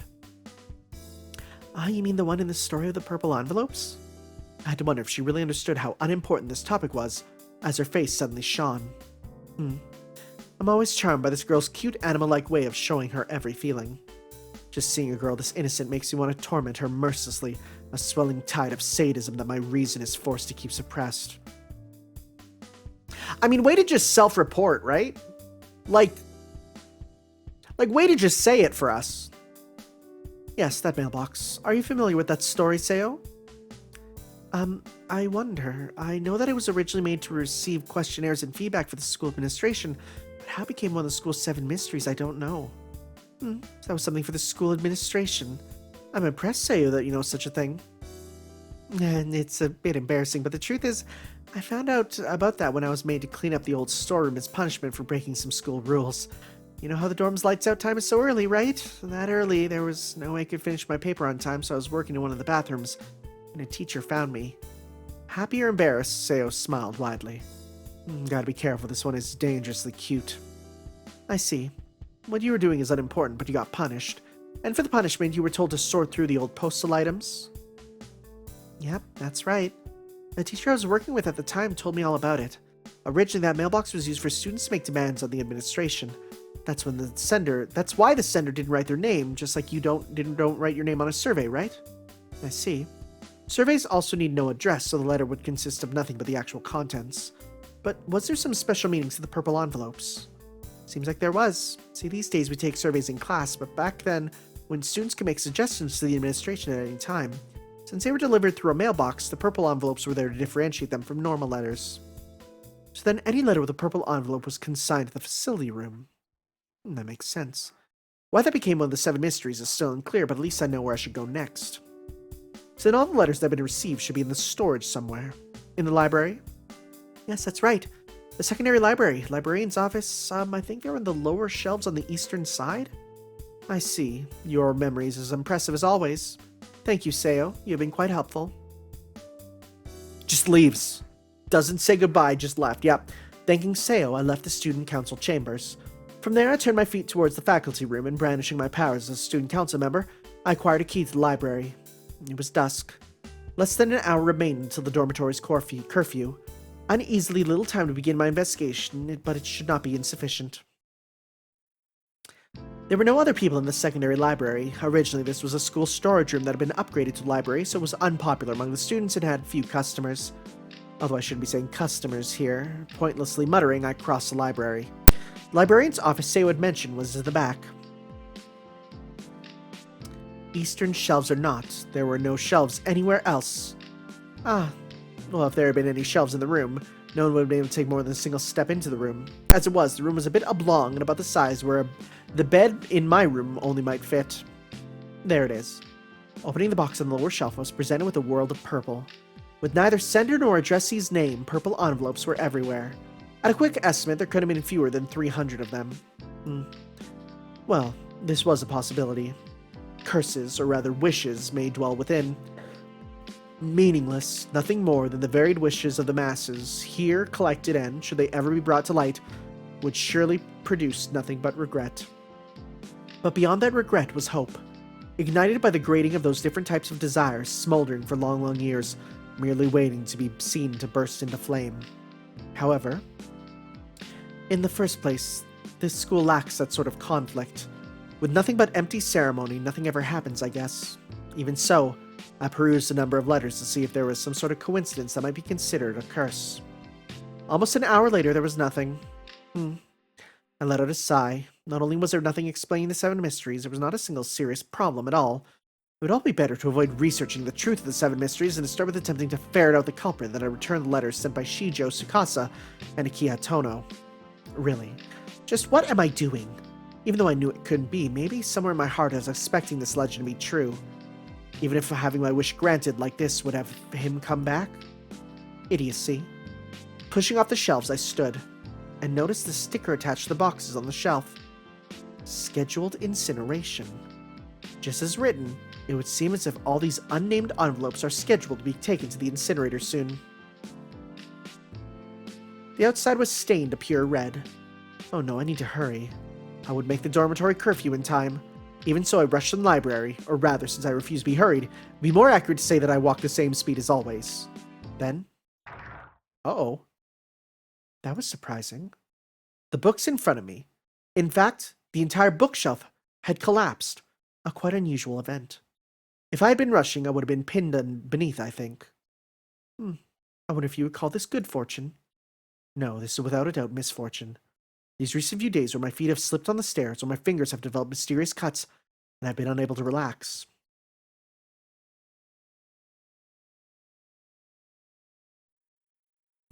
So it's like a JoJo stand. This is just a JoJo stand. You place a wish, and then for like so many days you receive mysterious cuts and you get hurt. You get hurt in mysterious ways. And then if you survive, you get your wish granted. Feels like a stand. Nighttime after dinner. A time to enjoy the tea and sweets smuggled in through black market routes. She's got a box now. Hey, Hane. How was Shijo-san's injury? It looked painful. From the middle of her middle finger, cutting down almost 10 centimeters. Oh my god, I'm looking at my hand right now. Oh god, that's bad. Hanapin still hadn't finished whatever job she would given, and was working again tonight. You please be a bit more detailed. For example, the length of the wound or the width. Tono, length or width or whatever it was 10 centimeters deep. If it was 10 centimeters deep, that's not a finger anymore. Soka was quite correct. If you swallow Hanapin's words as given, Shinjo Tsukasa would be grieving over a four-fingered hand. Hane, I'm asking seriously here. I am serious, you know. I got a glance at it, and that was how much it seemed to hurt. Hane feels the pain of others tenfold, which would mean a 1 centimeter cut. Oh. Still, that's quite deep. Not something that could be laughed away as an accident in cooking class. Yep, it must have hurt a lot. Shijo-san was shivering and muttering, what should I do, all while still being bandaged. Soka and I looked at each other, ignoring Hanapin, who didn't know about the letter incident with Shijo Tsukasa, while Soka and I did know.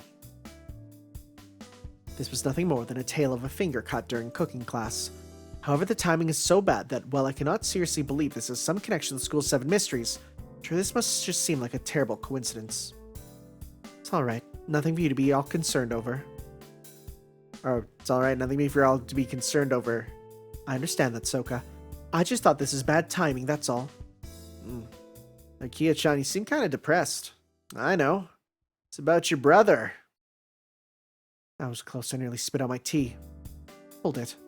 Why are you saying such a thing without any evidence whatsoever? Ah? But you transferred schools to go be with your brother, right? But then you came back so soon, so I thought you had a fight with your brother? Wait a moment. Who did you hear that from, Hanai?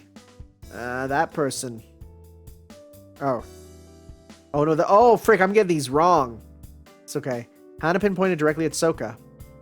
Well, I think it's time for me to go to sleep. Oh frick, I keep doing the wrong ones. It's so tough to tell when there's no motion. Well, I think it's time for me to go to sleep. Soka began to flee casually toward her bed. Hold it right there, you babbling woman. I grabbed the nape of her neck and pulled her back towards me. Soka is one of the shortest students in the school and barely heavier than a shuttlecock. That's what you go for? Out of everything you could reference, that's what you go for. A shuttlecock. In a challenge of physical strength, I could easily control her. What a shame that you would turn out to be the one saying all this stuff about... Oh, what a shame that you would turn out to be the one saying all the stuff about Tonokia has a brother complex, Soka. Isn't that what they call the traitor within? They're making out. You there, shut up. I flung a slipper at the carefree gallery. Ouch. The collapsing gallery. Excellent, a hit. Well then, Soka, how do you intend to atone for this? Ever since I've returned to school, I've been forced to put up with the suspicions about my relation with my brother from strangers who don't even know him. You know it's bad when there's multiple rumors spreading about you and your brother's weird relationship. Do you even have a single millimeter of comprehension as to how irritated I am? Gripping Soka's arm, I pulled her face close. As if she could sense how serious this was, she gave a rare twisted expression. Wait, you misunderstand, Tono. Hane was lonely, so I just tried to give her some comforting words, that's all. It's not like I thought it was interesting to spread it around the school or anything. The minute you told Hanai, it was known throughout the entire school and you should have understood that you... sorry, Tono. I didn't think you'd be coming back, so it just slipped right out. And that mouth let something like this slip out. Was it this mouth, huh? What are you doing? It's not like you resort to violence in response to unavoidable accidents. Where's your usual logical self? Leave it behind? Or maybe that's what you stare at the window in the forest every night? That's how the rumor you got dumped by your brother and came running back how it all started. It's indecent. Oh my god. Why, Soka, at this moment I'm just swimming in composure. The two of us drove strength into our arms.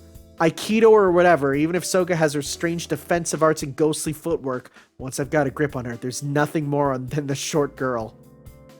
Normally she's impossible to catch hold of, but this time I win. I'm not saying that. In an instant, all the strength left my body.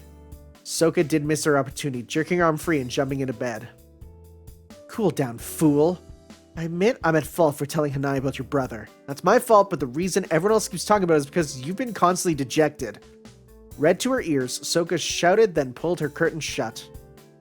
I'm gonna vote with So-chan. Akiha-chan, if you don't cheer up a little bit, you'll be very lonely, you know? Leaving her work unfinished and untidied, Hanapin also climbed into bed. With the sudden change in atmosphere, somehow I didn't feel like drinking any tea by myself. I understand. I'll just go to sleep, alright? Ungracefully, I turned off lights and climbed into my uncomfortable bed. This is a long one, wow! And as usual, another sleepless night came. To alleviate the boredom, I reviewed all the events of the day and thought back to what happened in the library. The straightforward letters, the collapsing bookshelf, and all the little wounds I've been suffering lately. It's becoming a bit by bit more serious, but today wouldn't have been something to laugh at. Does she understand? No, she doesn't understand, that's why it won't stop. Surely this latest incident will merely give her more impetus. I had intended to ignore, for a while, the minor scratches I've been receiving, but it seems that I may not be allowed to. How foolish. Why am I playing along with this curse? Probably because I wish to believe it myself. Right now I'm so dejected that I'm almost willing to leave the grading. Granting that... I am so dejected that I'm almost willing to leave, granting that which I desire more than anything else up to fate. It's just as Soka said. I started on a whim, but as things kept happening, I started to get interested. You could call this a type of conflict, I guess. Coincidences roll on, and if you could see from above, the tracks would become a cursed circle. If so, then this timing is bad for which one of us? Number 5. We're getting there. Right? We're going through. It's a long one, man. I just gotta keep saying. Breakfast in the cafeteria finished as the hands on the clock ticked past 7. Young ladies from good families would never even acknowledge that some people's ungraceful schedule would be to rush through breakfast, then hurry directly to school. Tono, did you notice that Shijo was missing? Spoiling the quiet of the preschool morning, Soka whispered. Yes, I noticed. Seems like I was not mistaken after all. Right. What are you gonna do? Want me to go look for her? If you do, things will probably get worse. I'm grateful you're concerned, but this is my problem. Should you get involved, Soka, things might begin to get strange. Does Soka have some powers or something? I feel Soka's... It's the eyes. Soka has the same eyes as... like Len. Waving one hand in a later gesture, I left the room first. Shijo Tsukasa's room was a double, wasn't it? In fact, now I think about it, this all started when Shijo Tsukasa's roommate complained. Shijo-san, this is Tono. I knocked on the door. No reply, just the rustling sounds of movement inside the room. Shijo-san, I wish to speak with you. Would this be a good time? Another knock. The presence in the room became more agitated. Shijo-san, I do not have that much free time. There is something I wish to confirm, so if you will excuse me... I placed my hand on the doorknob. At that moment, the unpleasant sound of a chair being thrown at the wall. Shut up. Don't you dare come in, Tono. Subsequently, I could hear Shijo Tsukasa's shouts. Other students, wondering what was happening, began to look into the corridor. What a bother. Like this, if I were to force my way into the room, there's no telling what sort of rumors may start. Since all I came here for was to ask why she had not attended breakfast, I decided to quietly withdraw. Tono-san? One of the gallery spoke to me from a safe distance. Good morning. I am so sorry for creating such a fuss so early in the morning. Making a first-rank smile, I responded to the speaker. As if relieved at my smile, the unfamiliar student relaxed. Tsukasa, would you please not take offense? Last night she was injured again, and it's become more and more neurotic lately. I am aware of that. I had heard from the dorm manager that Shijo-san has not been well lately. How was last night's injury? Well, she won't let any of us see it. Anzu, that is Tsukasa's roommate, well, Anzu got chased out of her room, and Tsukasa there has been closed up in there ever since. It was a pretty bad burn, so I guess she doesn't want other people to see it. That makes sense. Burns are not something to go around showing other people. Unless you're like Zuko, right? If I were in Shijo-san's place, I would not go out in public until it was completely healed. Tono-san, if you say so, you're not angry? It's a neurosis, isn't it? Those sorts feel, oh, no resentment for sympathy. So, everyone, be sure not to excite Shijo-san and treat her gently until she is pieced together again. Or at least, I want to be able to ignore her for the next 2 days. Tono-san, ever since you returned, you become so serene. It's quite a difference. Is that so? I've not changed at all, though. Really? The student seemed to question, then returned to her room. There's one thing I forgot to ask. Oh, that's Tono. What is it, Tono-san? Where was Shijo-san injured? On her face, or was her hair burned? After looking at me, wondering for a moment, she responded that the burn was on Shijo Tsukasa's arm. Okay. Taking advantage of break periods, I learned the details of last night's events. While my roommates and I had been frolicking about in our room, Shijo Tsukasa had been in the friends' room chatting. Having lost a bet, Shijo Tsukasa was forced to serve tea to everyone when some sort of trouble occurred. As a result, she was burned on one arm. At that moment, there was no one else in the kitchen, so precisely why she was burned was unclear. Not even whether it was caused by the gas burners or perhaps bumping against the hot stove. Just that the burn was not serious enough to require treatment at a hospital. Well, that's obvious. No matter what you do, there's simply no way to seriously hurt yourself in the friends' room. Jeesh. Perhaps because I was finally losing my temper, or perhaps because of the churning in my head, I spit out those words. My feet led me to the student council room. Hello, Tono-senpai. I'd come on private business, but for some reason Seiya was waiting for me like a puppy wagging its tail. Good day, Seiya. Are you here to do more sorting? Yep. And I also did a little investigating about what you said yesterday. What I said yesterday? Oh, do you mean about the purple envelopes? Yes, I thought it'd be great if I could help you out a little. I only found out a little bit, though. I see. Thank you for all your efforts, Seiya. I almost feel bad having you spend your time for me like this. No, it's not like that at all. Here I just happened to run into my teacher and asked about it, that's all. So really, if you start thanking me, I'll feel awkward. That same defenseless smile makes me want to do something to her. When Seiya becomes a high schooler, I'll be a senior retiring from the student council. It'd be wise to start making preparations to transfer in the student government for that time. So then, Seiya, what have you learned? Yes, well, I already said that the purple envelopes originally used to send suggestions to the faculty, right? But we don't use that method anymore, so I thought there would be a reason why it stopped. An excellent point. If only she had been more calm and dignified, there'd be nothing to say against her. Well, that tradition stopped about 10 years ago when someone jokingly returned a letter that someone else had sent.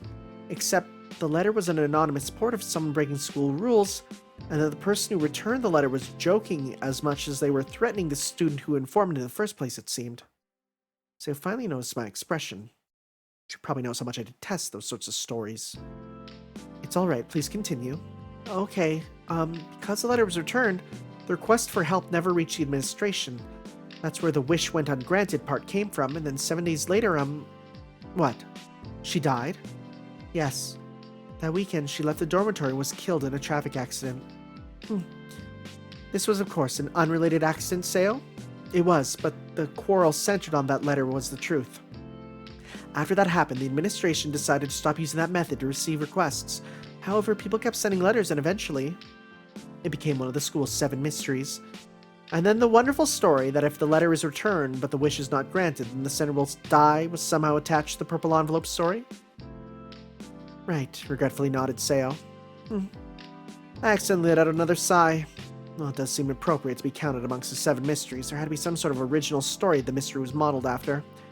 However, but by only focusing on the unfortunate accident, this twisted system developed, and now people are getting dragged into it by the most trivial of coincidences.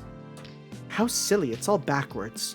It's not that if your wish is granted, you lose something. Rather, it's that if your wish is not granted, then you lose something. In truth, it's an utter curse. And then, the something lost would be the practitioner's life.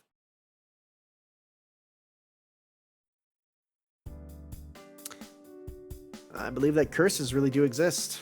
Oh, no, I believe that curses really do exist, I suddenly declared while bandaging my scraped elbow. Curses? You mean the 7 mysteries? Didn't we decide that was just superstition? Not the 7 mysteries. Whether coincidence or contrived, I was thinking that should the cycle be done just right, that it is possible to curse someone. Imagine that A hates B, and A decides, well then, okay, and one day decides to create a curse situation that B will die. That's what I was thinking of. What's with that? In other words, A hates B, so A hires a hitman. Then on the appointed day, the hitman sticks B's feet in concrete and drops her in the ocean. Is that what you mean? No, not at all. That is nothing more than going through all the motions. That's not doing it yourself, fulfilling your own objective without ordering others to act in your stead. What I'm talking about is that this is that situation. A situation where A, who wishes to kill B, and B, who knows nothing of A, share in the same risk. For example, let us say this room was full of landmines. Well, this conversation's getting extreme all of a sudden. I'm just making it easy to understand, alright? So then, these landmines really have no existence in the real world. As long as you live your normal life, they won't explode. However, should you do something removed from your normal life, for example, if I were to use my comb or if you use my towel, Soka, then these abnormal actions would cause you to accrue points. Of course, I too. Well, I would never do so, but if I were to steal Hanai's precious cookies and eat them, then I too would accrue points. Got it? And when that point total crosses a certain level, the landmines react? Is that the plan? To put it simply, yes. Those originally unlucky actions form, in other words, an accumulation of coincidences and chance events, correct? Should those chance events, those switches, be pushed again and again, then the situation would become a changing stage. That's what I think a curse is. Hey, it's a little Nasu! Why is there a little Nasu? As another example, should Hanai wish to use my comb, she would have to stand near my dresser, and since she weighs 5 kilograms more than I do, that would place an additional burden on the floor. Should this happen 10 times, the floor would mysteriously break, causing the room to collapse, and then the pitiful Mizawa Hanai would be singing with the angels. I see, but that's just sophistry. I mean, if the room could be destroyed by something like that, then you and I would be dead 20 times over. Right. That's why setting up the room to act like that would be a curse. Both the one who created the curse and those who participate must always watch out to see if the circumstances of the curse are about to be fulfilled. And in others, because she's participating as well, the curse will show obvious hostility to its creator as well. To say that a curse is a double-edged blade is accurate, for in such a situation whether A or B will fall is uncertain. What a rambling delusion I'm spouting off. So what you want to say is that the superstition of the 7 mysteries is a curse like that. But then whose curse is it?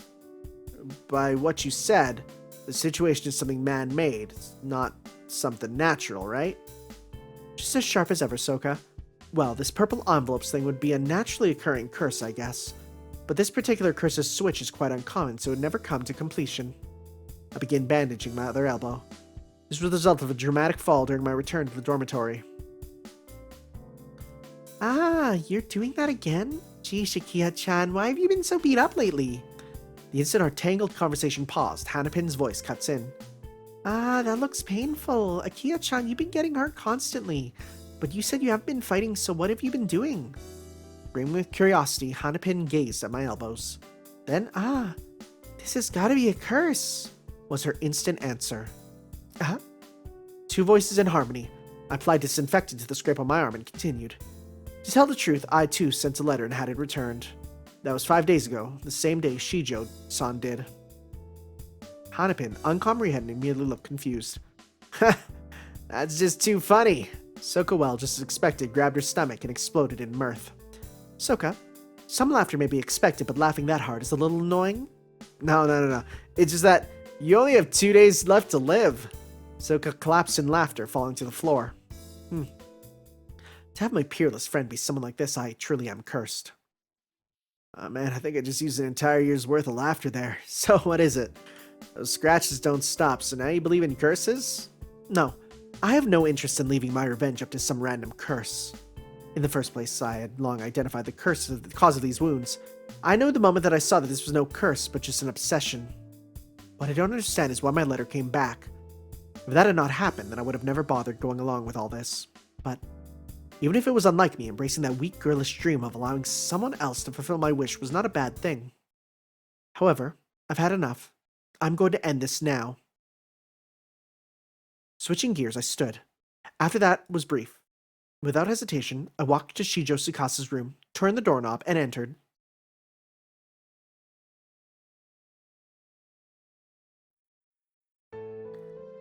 I wonder if sighing like this has become a habit, I thought, and looked up at the night sky. Unfortunately, Shijo Tsukasa was not in her room. Her roommate Anzo was not there either, and after leaving my room with that caustic declaration, I simply couldn't walk back, having done nothing. So I came here to the dormitory roof to enjoy the breeze. The winter wind was cold. Cold enough to make the word cold seem laughably inadequate. In this weather, it would not be surprising if I started snowing, so however much I may desire to, I can't stay long. But if I went to the friend's room, it'd end up like that. Should I head to the friend's room, I'd have to deal with all the good intentions of the middle schoolers. And then the high schoolers who think that if they don't greet me properly, something terrible will happen, and who in their great fright would be unable to speak diplomatically. Why do all the girls the same age as I look up to me as some sort of fearsome older sister? Well then, what shall I do? Hugging my arms around my shivering body, I walked across the roof. I seem to remember that you can see into the courtyard from here. The mailbox in the rear courtyard that was the start of all this was removed, but I wonder if the other mailboxes are still around. I reached out a hand, but there was nothing for me to grab. Falling. Suddenly pushed from behind idiotically, I fell from the roof of the 4-story dormitory towards the earth below.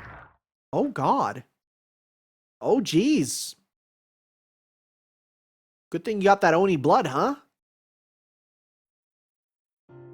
That was surprising. I'm the one who's surprised. You fell from the roof and only suffered some scrapes. Exactly what sort of body do you have? Are you really human? Akiha-chan, you're too healthy. Before me stood my two familiar roommates. Soka, what time is it? Perhaps the shock of the fall or some after effects of losing consciousness, but I suspiciously asked my friend. It's just before 10 o'clock at night. Right before lights out time. I see. So it hasn't even been an hour since I fell. Yeah. When we called the doctor, she was quite surprised, but when we got here, she was even more surprised. Exactly where's this girl injured? Her eyes were clearly asking. That's right. The doctor said that some trees or bushes must have cushioned your fall, but that doesn't make any sense. Akiha-chan, are even your clothes super tough? Hanapin typically was caught in something utterly important. So, why did you fall from the roof? Pushing Hanapin to the side, Soka asked in a serious tone. Somehow. Soka was not fooled by my evasion. It was that curse, huh? Soka stated, eyes cold. I guess Soka knows the reason why I fell from the roof. However, she's a bit wrong after all. Don't be silly. I already said that in this wholesome and in this wholesome unenvironment. No, that works. There's no way Chris could thrive, didn't I? That sort of thing is human-like, Tono. People who don't know if there really are such things as curses or whatever sometimes do try to perform such a thing. Not everyone in this world's as sturdy as you are. I don't think of myself as sturdy. Just listen to me. To us, a curse is the same thing as a prayer. A desperate wish that in order to fulfill, you'd even fight with your back against the wall. Driven there by a disaster if that wish should not be fulfilled. Do you understand? Aside from the real thing, a curse isn't something you do to someone else. It's something you do to yourself. A curse is a double-edged blade. She's saying that a curse is nothing more than a strong suggestion that you force upon yourself in order to achieve your goal. But Soka, that unnatural curse is what we call obsession. Oh well. Certainly this time you're right. With a sigh, I turned my gaze outside the window. The courtyard I fell into was deserted. The dark of the wintry nights is weak.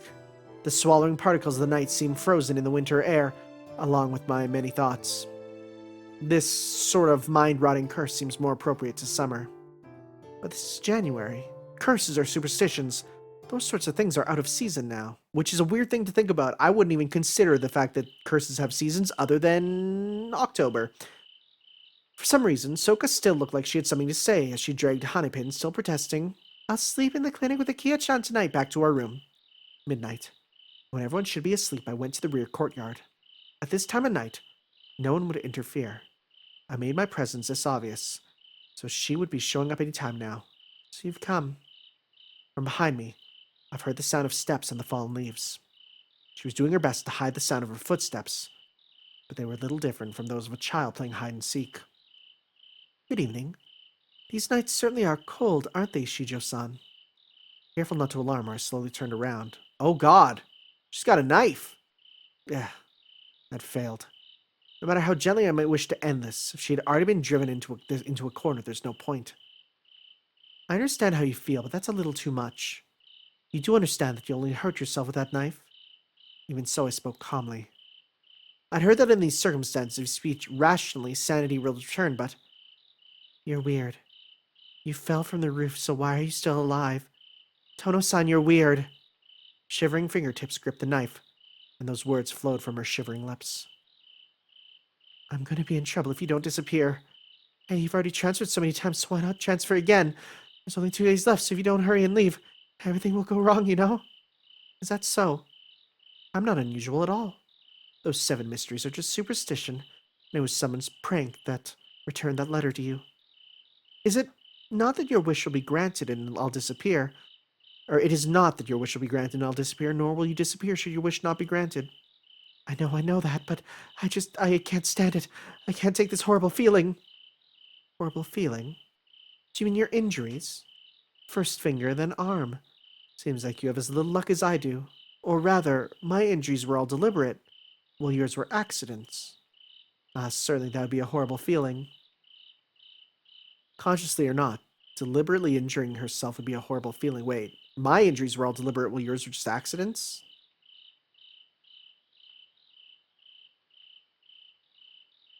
I think you got that backwards in the writing.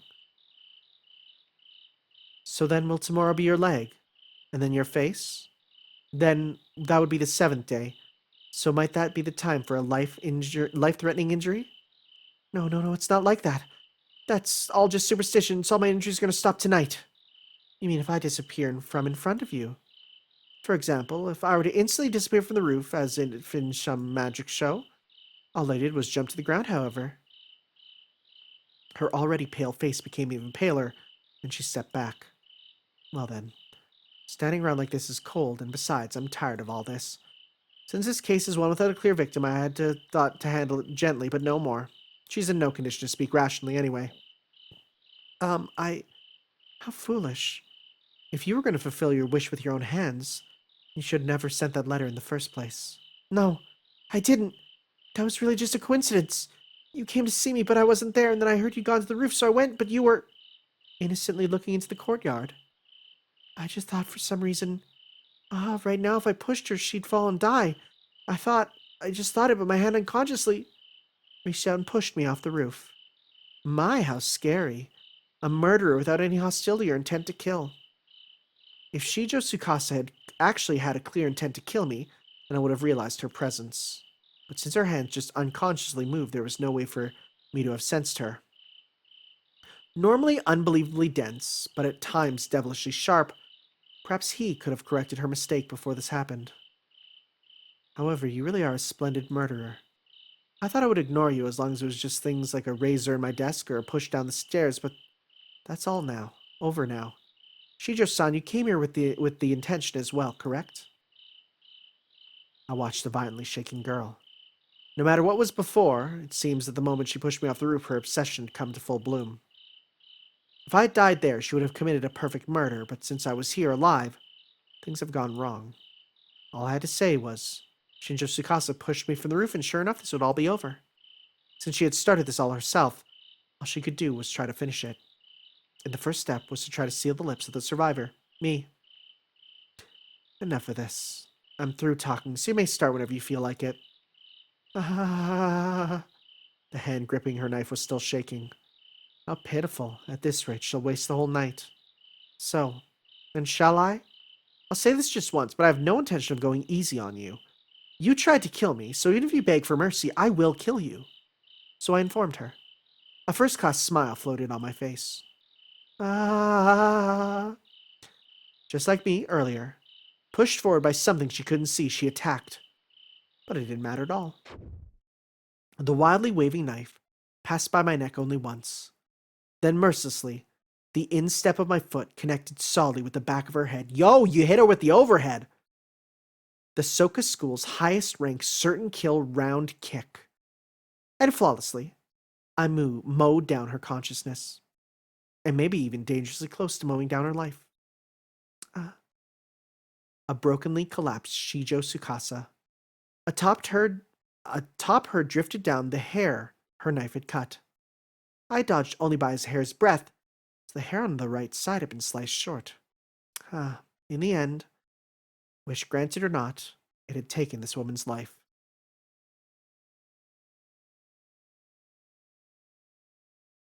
When you say taking her life, do you mean her hair? Your hair? The next day, Saturday in the morning. Because of the weekend, the dormitory was quieter than normal.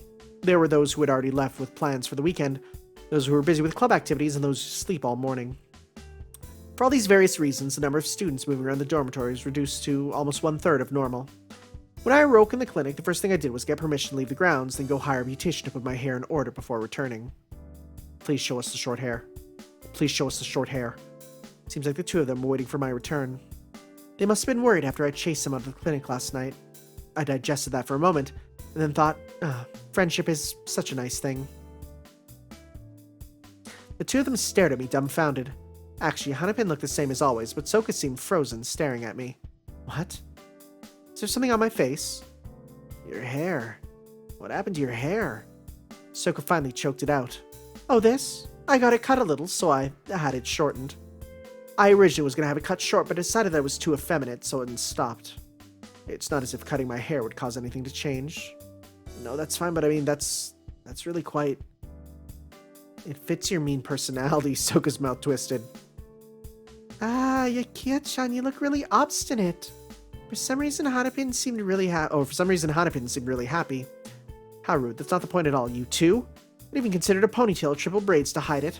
This was my final choice. Is that so? Don't concern yourselves, it's only makeshift until my hair grows out.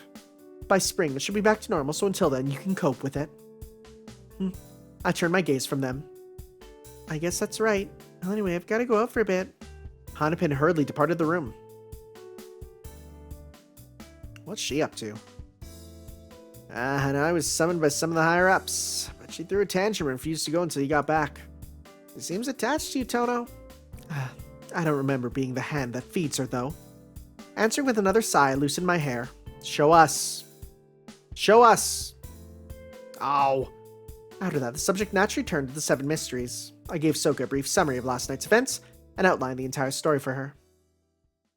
Now I understand. So that's the reason Shijo is sleeping in the clinic. Well, it should be good for her. A painful punishment should make her guilt go away. Soka just accepted everything. Her candidness at times like this was truly amazing. To be honest, I don't like this. Just look, I can't believe that just because her letter was returned, she got all obsessed by this non-existent curse. Oh no, that was her. Oh, frick. Oh, it's so tough to tell. I agree, it's just bad luck. The person Shijo was wishing to disappear was someone other than you, Tono. I don't think any of this would have happened. What does that mean, Soka? Perhaps she thought that if you found out through some fluke the same accident as 10 years ago would happen. You have no mercy for those who oppose you. In other words, I'm saying that what Shijo was scared of wasn't the curse. It was you. One kick just wasn't enough. I should have acted like you, Soka, and cooperated with her expectations after I felled her. Hey, don't say that. Shijo's gonna be suffering from whiplash for a month. If you'd gotten that far, it would have really been 10 years ago again. A breath later, Soka chugged down her freshly poured tea. Coffee and tea are wasted on her, but for some reason she's eccentric and continually uses the tea set she owns.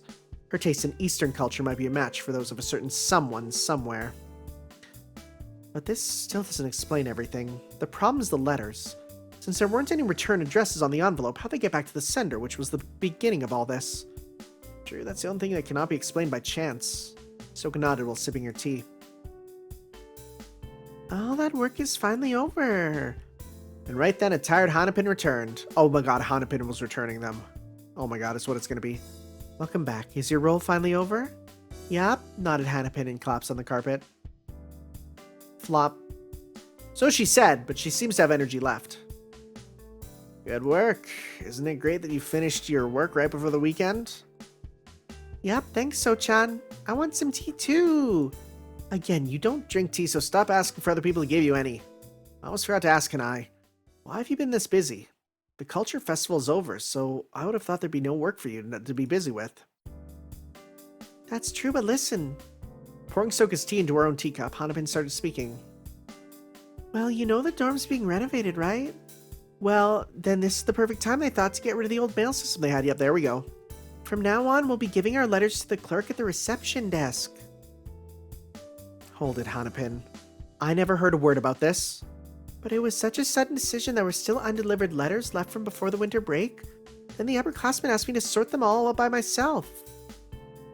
Now that she mentions it, I remember she was doing some sorting last night. First I've heard of that. Getting rid of the old system means they're removing all the mailboxes in the dorm. That's right. And then I was told to check all the letters to friends or family, one by one. They wanted to double check the sender and the address and such. That's an invasion of privacy, isn't it? Taking a liking to the phrase invasion of privacy, Hanapin wagged her finger as she said it. I see. Thus your sorting of the mail. Wait a moment. What did you do with the letters that had neither address nor sender's name? Threw them in the trash. But there weren't many of those, so I returned almost all of them. Now my roommate was flat out bragging. I really worked hard on this. I even skipped winter break to stay and work on this. Proud, innocent Hanapin. Hey, with no address or sender, how do you know who to return them to? Was there a purple envelope with nothing written on it? I just looked inside. I recognized Shijo-san's handwriting, and Akiha-chan's had blank paper in it, but I remember earlier wondering what Akiha-chan was doing with the purple envelope, so I returned the one to her. It was right there on your desk, wasn't it? This is all your fault! Pow! The tip of my slipper struck Hanapin. Meanie? Akiha-chan, you're so violent! Wah! Hanapin started crying. I'm the one who wants to cry here, you idiot. That's right, when we came back, Hanai said there was something she needed to tell you. I see, so this is what she forgot. No, that's not right. Right on New Year's, a nun came to the dorm. Nun? She asked me if I knew Tono Akiha and said I'm a roommate, and she said to give this to Akiha-chan and gave me a letter. Another silence. A nun? Hanai? I remembered. Here, Akiha-chan, this is for you. After a little rummaging, Hanapin pulled out a letter of the chaos of her desk. That letter was, well, from exactly whom I thought it would be from. The contents were just 2 brief lines. One sentence stated that his treatment was over, and the other joking statement said that he'd be returning to Japan in about a year and she would leave him in my care until then.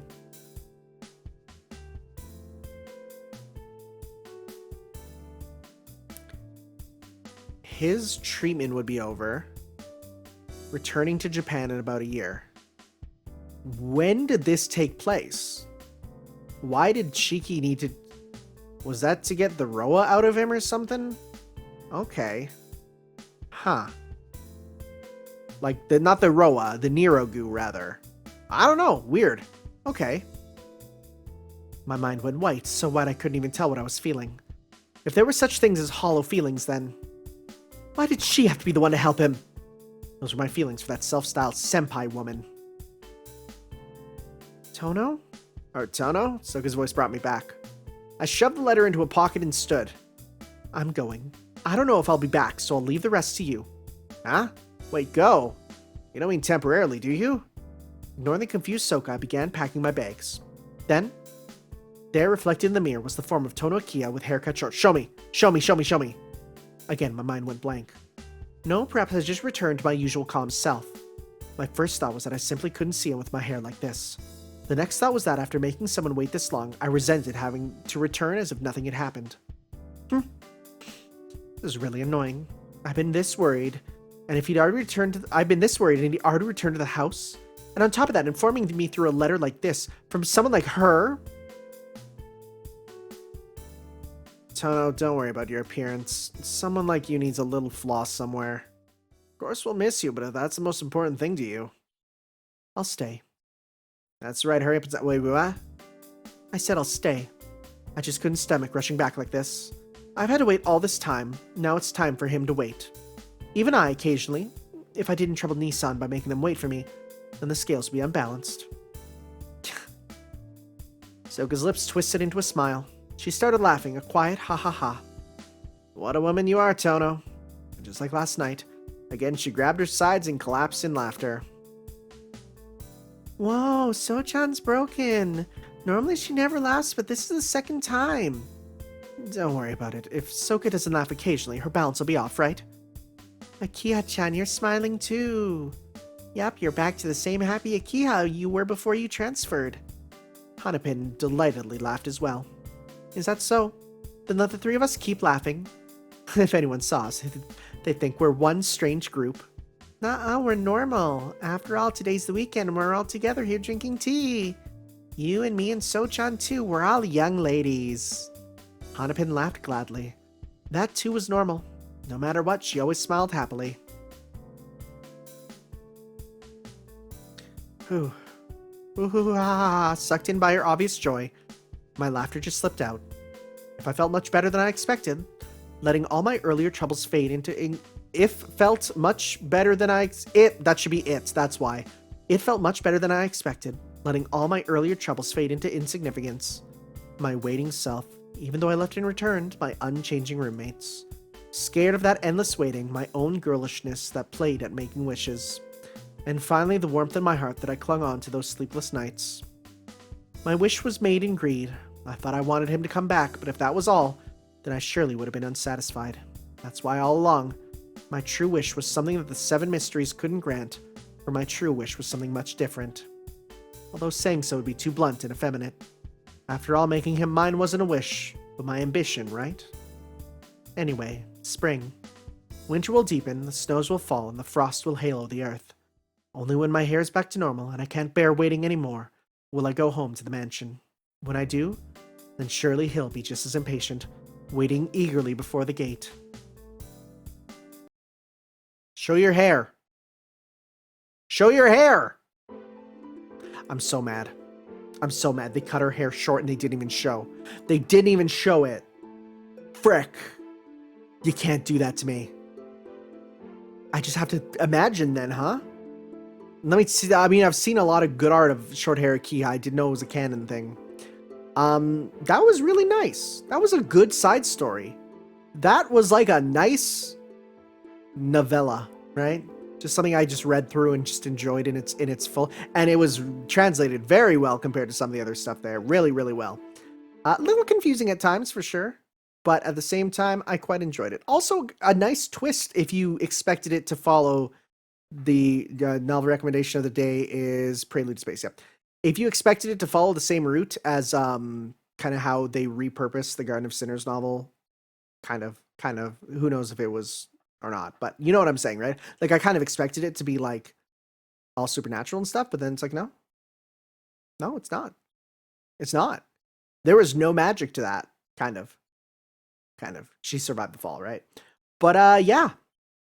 Thank you all for watching, everyone. And so we will see you next time, wherein we'll be reading the next short story, which is The Crimson Moon. I'm very interested. The last thing I'm going to say. Now, I'm going to be asking my friends this. I just had a crazy thought. Soka Tsukihime. That seems like a fake name. And she looks young and small, right? And again, she has like something with her. There's nothing that might exist that might confirm this, but is that Arkwood's sister? Remember, said that Altruge there looked like a 14-year-old girl. All I'm saying is that between it seeming like she knows some magic stuff, the name Tsukihime meaning Moon Princess, right? Why would her name be Suki? Why would you name a character that? With the design and like, I'm just saying, the blue hair, I played Chrono Trigger. Blue hair, blonde hair, it's the same thing to Japan. So that's what I'm kind of I could be super, super wrong. But part of me really thinks you can't name a character the name of the game and just have it be nothing, right? So we'll see. We'll see. Thank you guys for watching. We'll see you next time for some more. Ciao.